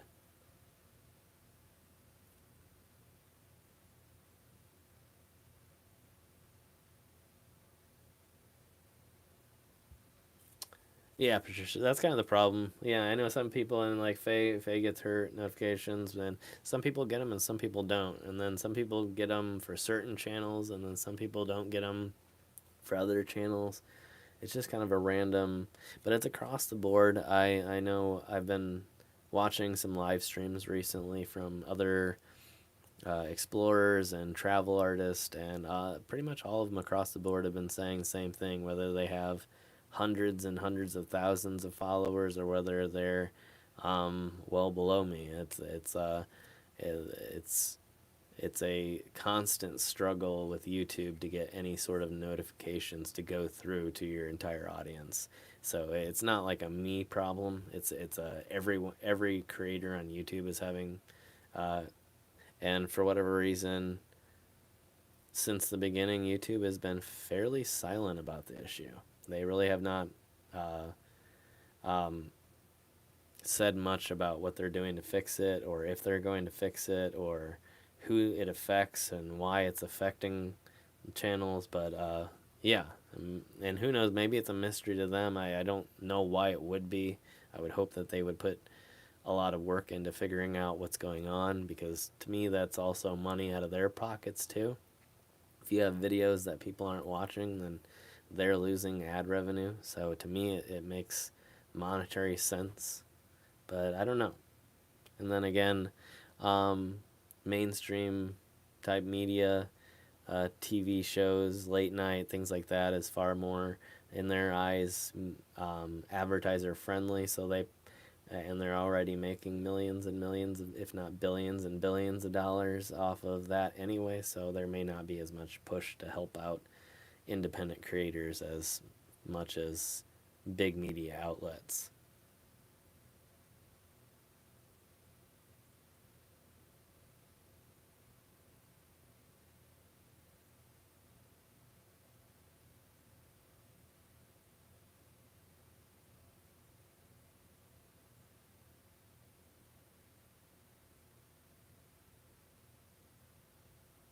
I didn't encounter any stray dog packs, but I did find a stray dog while I was there. Although the owner was currently looking for it, so they immediately found it. And um, but yeah, uh, but yeah, I didn't realize there was a problem with that there. But yeah, I didn't experience anything like that. I did hear some dogs while I was there, but it didn't sound like it was a big pack of anything. I would assume that from time to time they probably get issues with coyotes. Uh, Possibly it may be a little bit too far into the city, but yeah, I don't know.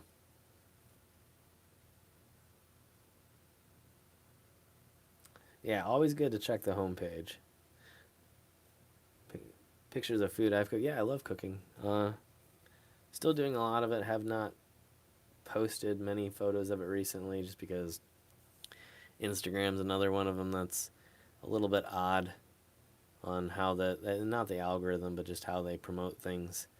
Um, so I haven't posted a lot recently, just because they don't typically do too well.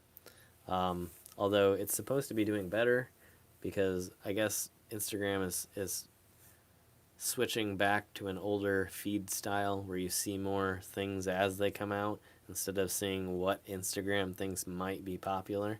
And so that's actually a good sign. So I'll probably start posting more stuff here as time goes, because it should be getting seen more, and not just. It's like when I would do it in the past, because it was kind of an off topic post, all my food topics would get buried immediately, and like no one really would see them. It's like I would have maybe just like a few likes here and there. Not that it's all about likes, but that's, one way you can kind of see the metrics and how many people have actually seen the photo without going deep into your analytics. But so yeah, I can kind of tell when I look at them. It's like typically a lot of my audience likes what I put out for the most part. So if I get a lot of likes, I know that Instagram thought it was going to be popular, so it promoted it. And if it got a very few amount of likes, typically it's because Instagram didn't think people would like it, and not because people didn't actually like it. Now, sometimes, obviously, I put out better things, and sometimes I put out things that are just more just a post, a certain, not every food photo is artistic, some of it's more journalistic, I guess, in a manner. Uh, Not journalistic, maybe that's not the right term. I know the term, I can think of editorial, maybe. Uh, Instagram does not pay anybody directly for anything. Because you can't really, they allow you to monetize your own content. So I can sell ad space or ads on my Instagram, but Instagram will not put anything there for me. But I am allowed to monetize my Instagram. Yeah, I would love to do more cooking content. I'm not the greatest cook.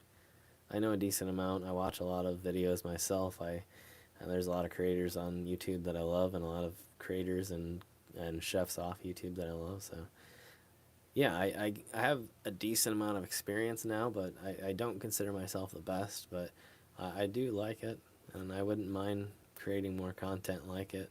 Um, I have a decent amount of tools now at my disposal, so I've made some fairly elaborate things in the past. And I'm starting to learn how to make some pretty interesting staples that are cool for a little bit, fancier of cooking, depending on what you're going for, you know. So, yeah. At some point, but it just is not done really well on any platform.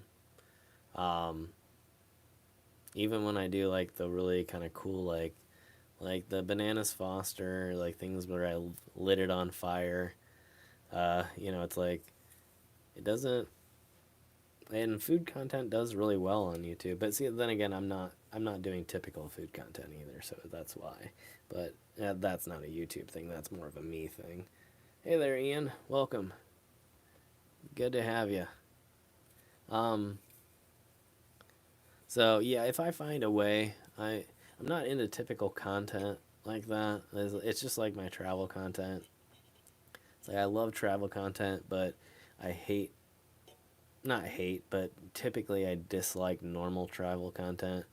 Like, it's like when it came to like food content and food travel, it's like I was always a fan of like, Anthony Bourdain, Andrew Zimmern, um, um, things like that. Any type of weird, Maddie Matherson, things like that. That sort of, it's about food, but it's also not trying to be just a food show, or it's not just trying to be a travel series. Or I should say, like a tourist series. It's trying to be real travel and trying to be real food and non recipe, like stuff about experience, about that's the type of stuff that I would like to create. I don't ever want to get into a position where I'm teaching people how to make stuff that I make. I wouldn't mind putting like recipes up for things if people really want to see it, but that would be about as far as I would go. I don't think I would ever do like a food channel.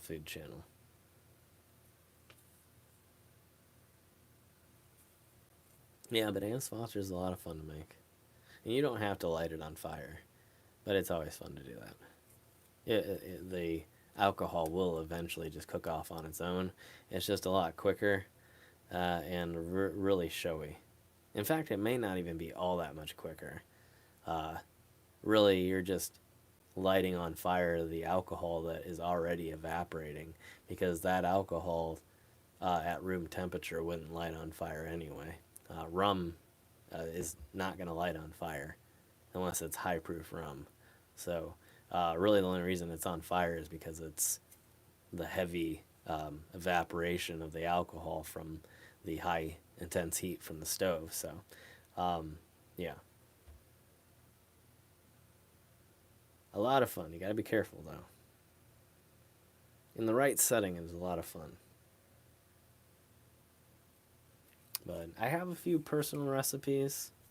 Most of the time when I do barbecue stuff, that's usually my own barbecue recipe that I'm doing. I do have a sauce recipe that I do.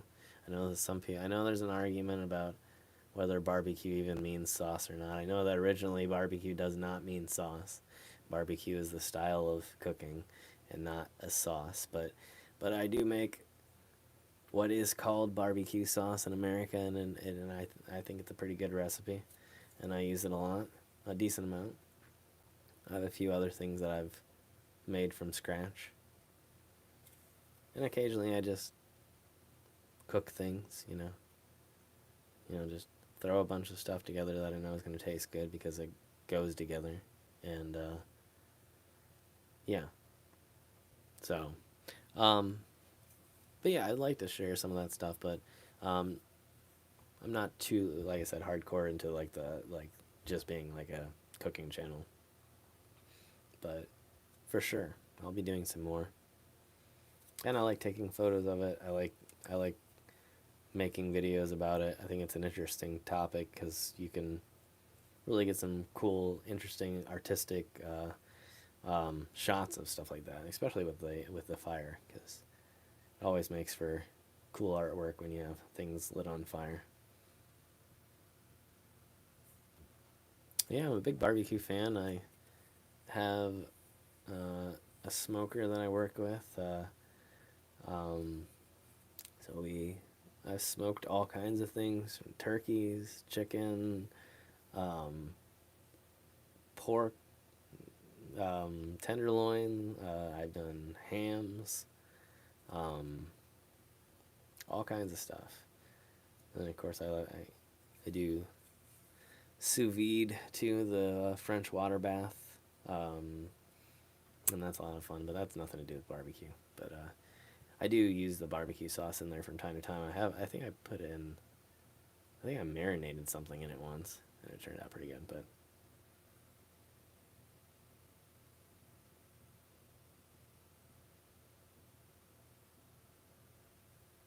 don't spill wine on the gas fire. Yeah, yeah, definitely don't do that. But do spill it in the pan after you get done cooking like your steaks, because that'll make an excellent steak sauce. You can totally deglaze your pan with wine. So a little bit of red wine, a little bit of beef stock, a little bit of maybe some Dijon mustard, a few spices, a few herbs. You got yourself a homemade steak sauce made from the scraps in your pan that you cooked your steak with.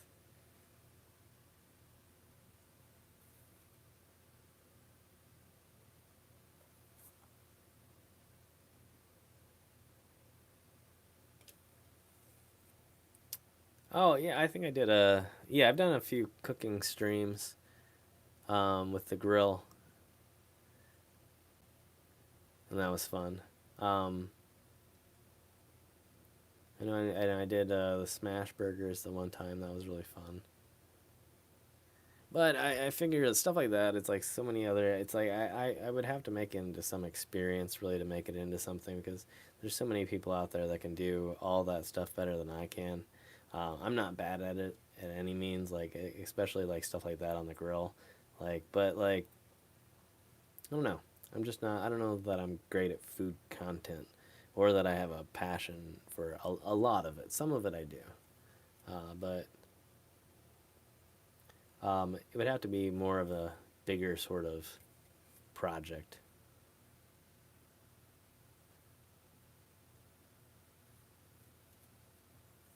Oh yeah, yeah. Air fryers are kind of the. To me, an air fryer is a kind of like a tabletop oven. I think a lot of them do move the air, so it's sort of like a convection oven, so it might work a little bit faster than like a traditional oven, but yeah. But yeah, you can kind of just use oven fry recipes on it.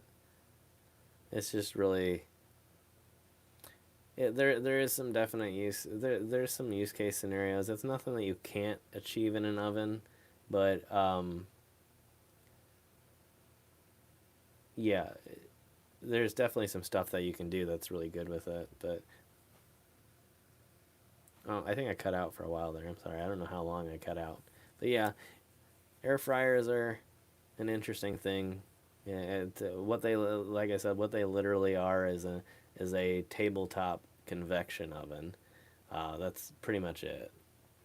I don't know why they call them air fryers, because they're not really frying anything. But like I said, the same concept is just oil based oven recipes. Like I did a oven fries the other day that were super crispy, and that's how you do it. You put a little bit of oil in the bottom. It's not as much oil as the fryer, so technically they might be healthier, but you do that and then you baste them in a little bit of oil, and then it makes them really nice and crispy. So you can definitely do it, but yeah, it's not anything that you couldn't do in the oven, but it's just definitely, depending on the fryer, it could be maybe easier to clean, or I don't know. But some people like them, some people don't. It just depends.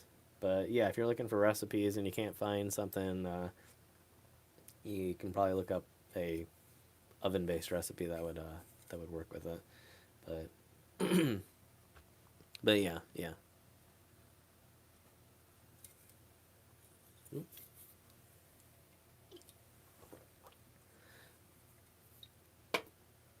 But yeah, that's one thing I don't have. I don't have an air fryer. I do have a deep fryer.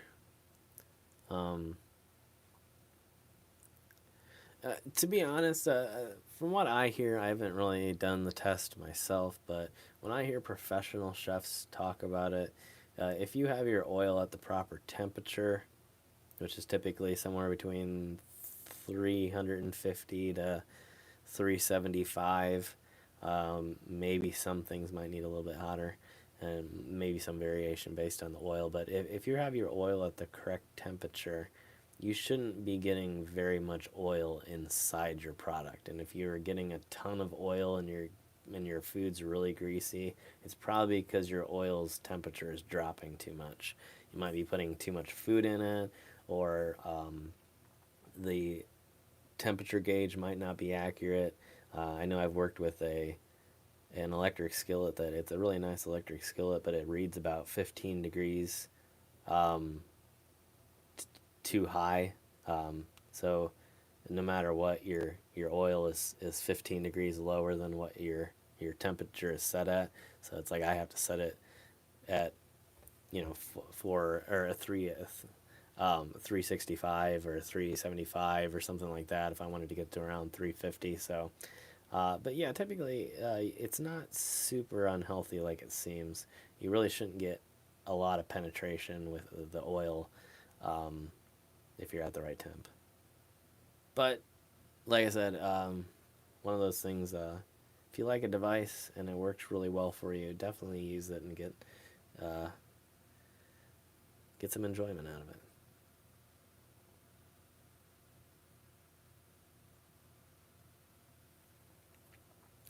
Yeah, I never thought about really making it for pizza. It would make sense though, because pizza you can also, most pizza made at a restaurant is done at around anywhere from 600 to 800 degrees, and most people's ovens don't get that high. So putting in a pizza into an air fryer wouldn't be much of a problem, um, as long as it fits, I guess. But yeah, you could sort of get, theoretically, because if it's a convection type with the fan, which I think is what most air fryers are, um, you could theoretically sort of get like a semi brick ovenish type um, finish to it, I guess. So yeah, it might be kind of fun for that. But I've always wanted to get just a regular brick oven, pizza oven. Um, Maybe not the traditional kind, but the modern equivalent, essentially, where you're cooking your pizza at about 800 degrees. It takes about 3 or 4 minutes for like a small pizza, and a little bit longer for a big one.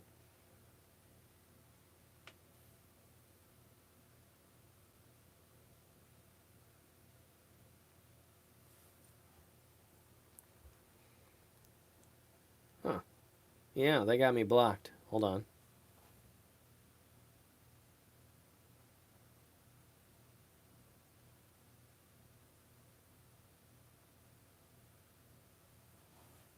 There you go. Block them. You have the power now. You're officially a moderator. Yeah, I can't see them. They got me blocked. Apparently YouTube allows that, which is a little weird. So I'll just appoint a few people that can see them as moderators for the moment and take them out. So if you right click on their name, you should be able to either say block from channel, or you can put them in a timeout. You should have options. Appreciate that. Yeah, see, they tried to hide by blocking me, but thank you guys. Much appreciation.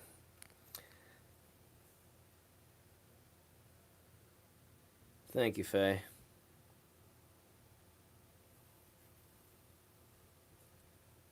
And yeah, if anybody else wants to be mods, I don't really care. I'll put anybody. I'm not trying to make anybody higher than anybody else. I just saw that. Yeah, I just clicked on the first person I saw that saw it. Yeah, I think, yeah, I don't know what the difference is if they're, something, because I've been on other channels too, and they're talking about accounts.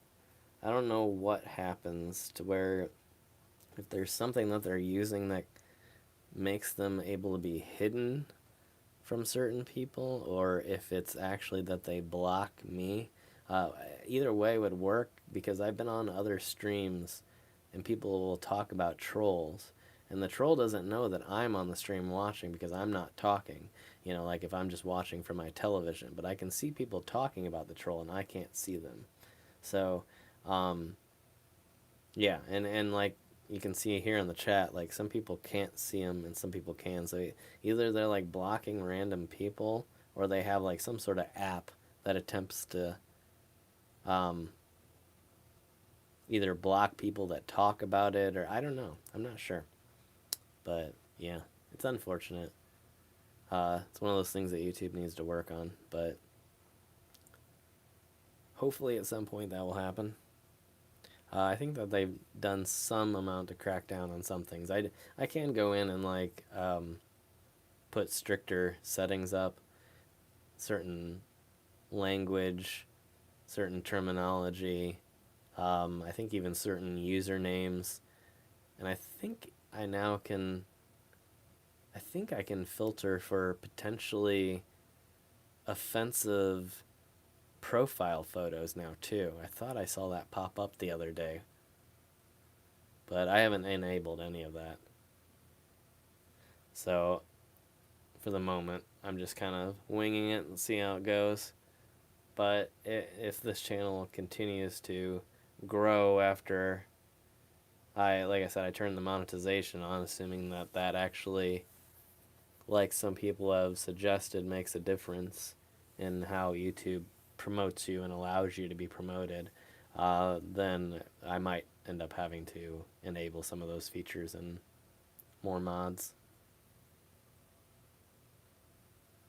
Thank you, Savannah. It looked like it didn't look like a troll. It didn't like from the username. It looked like some sort of Russian bot that wasn't even a person.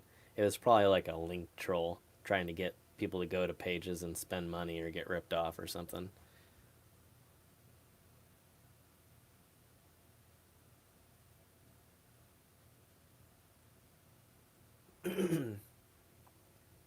Yeah, if you're not seeing the chat, yeah, a lot of the chat is actually by default in top chat mode and not in not in all chat and I don't know how that affects this channel. In fact, I don't know if I, as a broadcaster, I might be able to do that too. No, I can't. At least not on here. But for you guys, at least, yeah, you can arrange yours. I think on my regular app, on my regular account, when I'm just logged in through my computers, I think I can do that. But yeah, on my phone for whatever reason I can't. So they must have had me blocked. But yeah, if you guys aren't seeing certain comments, check the top of your chat. I think it's the top right of the chat or something like that. Like, and yeah, the three dots, as Faye said.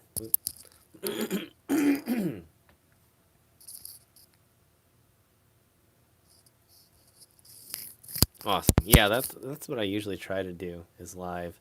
I don't I don't really enjoy that whole idea of only the top chat because I don't know what that means.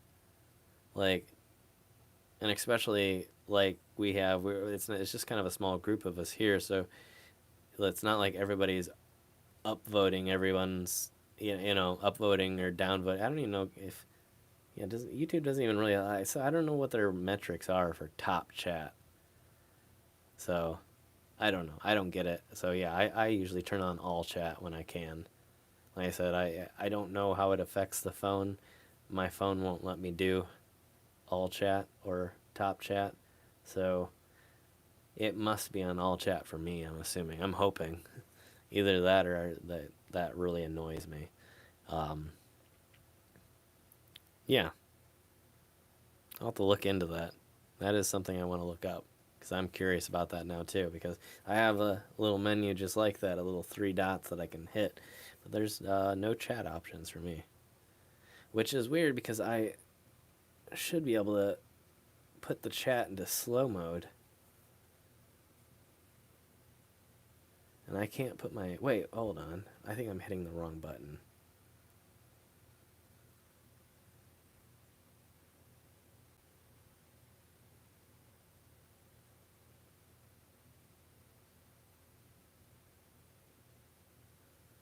Oh wait, I found mine. Okay, they did.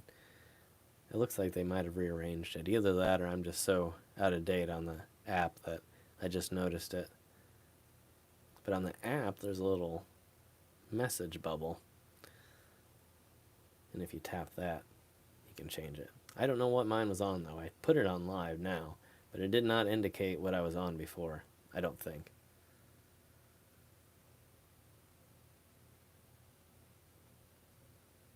Yeah, that's really weird. There's no indication of which one I'm on. I can just choose one.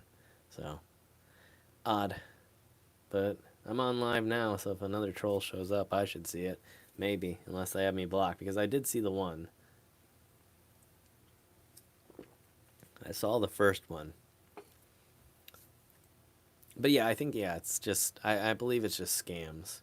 I don't think it's anybody actually, like, that, like, hates the channel. We did have a, we did have a dedicated hater for a while, though. I don't know what happened. But they were, I think, dedicated to hating all of my non-cemetery videos by asking where all the headstones were. So anytime I would go to like a memorial or like an abandoned place or like a really interesting park or something like that, he would always comment like, "Where's the headstones? Show more headstones." And every video that was non-cemetery related, he would troll. So, and I think they're gone now. I don't know what happened. But it was kind of funny. Honestly, at this point, like, I don't know, I don't take too much stake in online insults, so I think it's somewhat funny in a lot of ways. So whenever people do troll me, I think it's really hilarious. But yeah, it's usually just the dumbest things.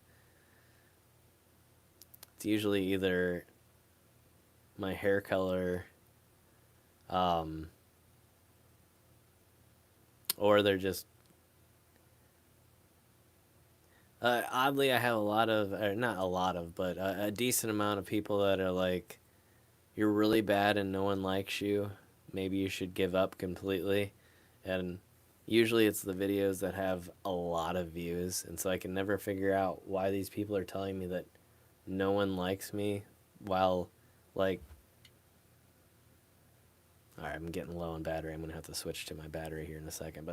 But yeah, for some reason, it's always the popular videos that people will come on and say you have no talent and no one likes what you're doing, when it's literally has a ton of likes, a ton of comments saying that they like it, and like it's like these people are so in their own world that they don't even realize the videos that they're commenting on are really popular and really liked. So it's kind of weird. Yeah. But I get a lot of strange ones. A lot of strange ones.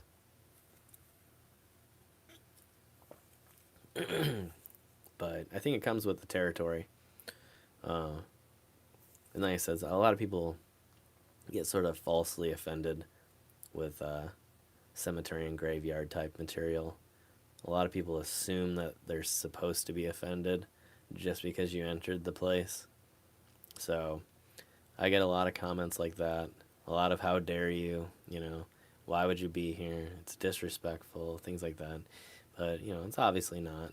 But that's a lot of what I get. And then, of course, like I said, the appearance, or that I deserve to be singled out. That's a big one too. I deserve to be singled out because I have a strange appearance. Why would I ever question that people don't trust me? You have blue hair. Of course, people are following you around. I guess that's logical. I guess. So. Yeah. No, I really honestly only get amusement out of it anymore. It really doesn't hurt. I do feel bad for people out there because I know a lot of people out there, it's hard not to take it personally, and it really does hurt a lot of people. So I really do feel for, the bullying problem, especially online. But as for me personally, um, I don't put I never have been able to put much stake into it. It's just my sensibility. I don't. If somebody makes fun of me, that's fine because if that person doesn't know who I am. I just don't. I it's really hard for me to get insulted from something like that anymore.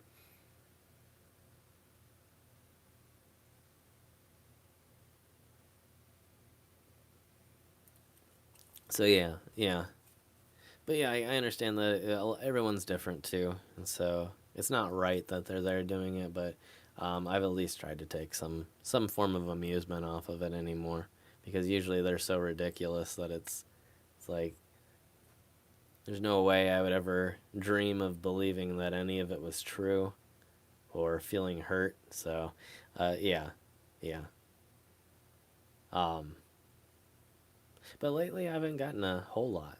It's been a long time. I think the only thing lately that I got was somebody got mad at me for running ads, and that's fine. I mean, to be honest, if it's just a critique, uh, you know, then that's fine.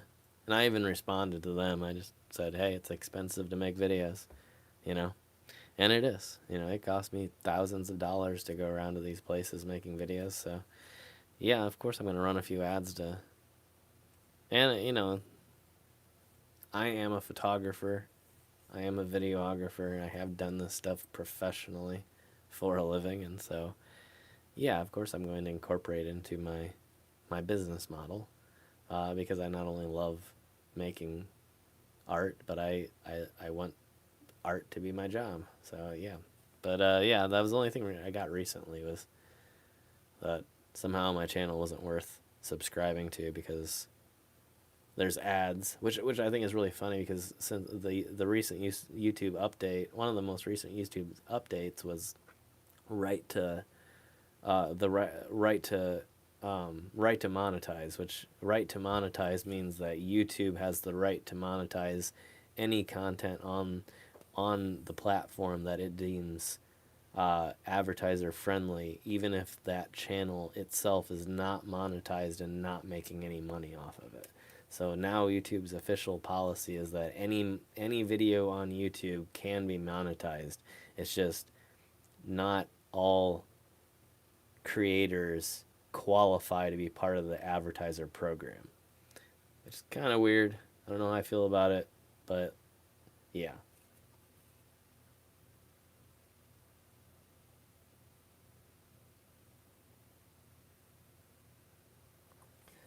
Thank you, Patricia. Yeah, I agree with that. Yeah.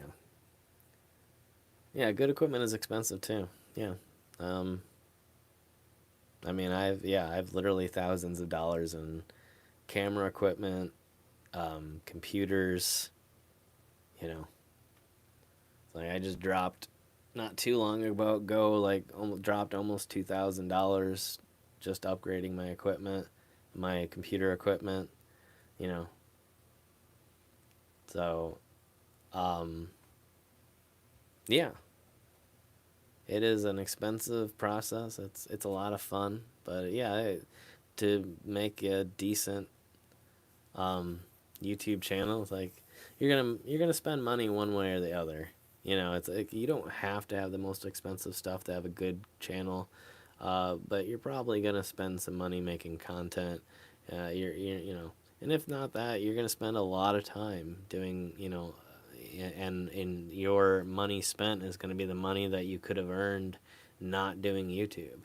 And so, you know, if it turns around and becomes a business, then that's awesome.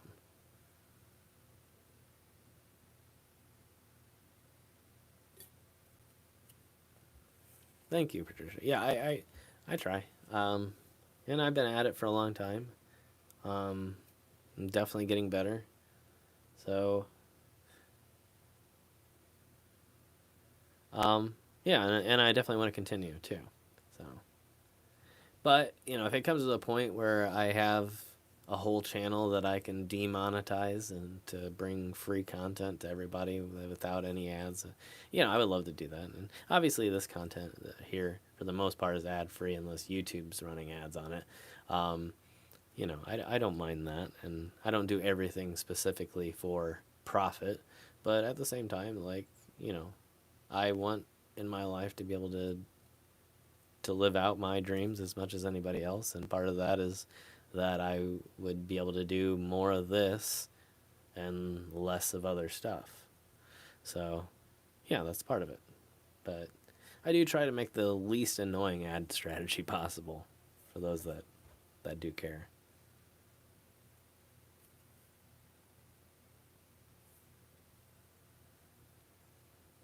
Thank you, Faye. Yeah, I'm hoping to upgrade again here soon. I want to get a full on DSLR again. It's been a while. When I first started out on YouTube, um, I had already had professional experience with DSLRs for years, but I decided against going with it because I felt that the point and shoot cameras were just they're portable, they're easy, they're you know they're just they're a really convenient option, and if you drop enough money like I did, you get a decent one with a really nice picture, and so it made sense to have this very portable setup for a very very long time, and for certain things I think it still does.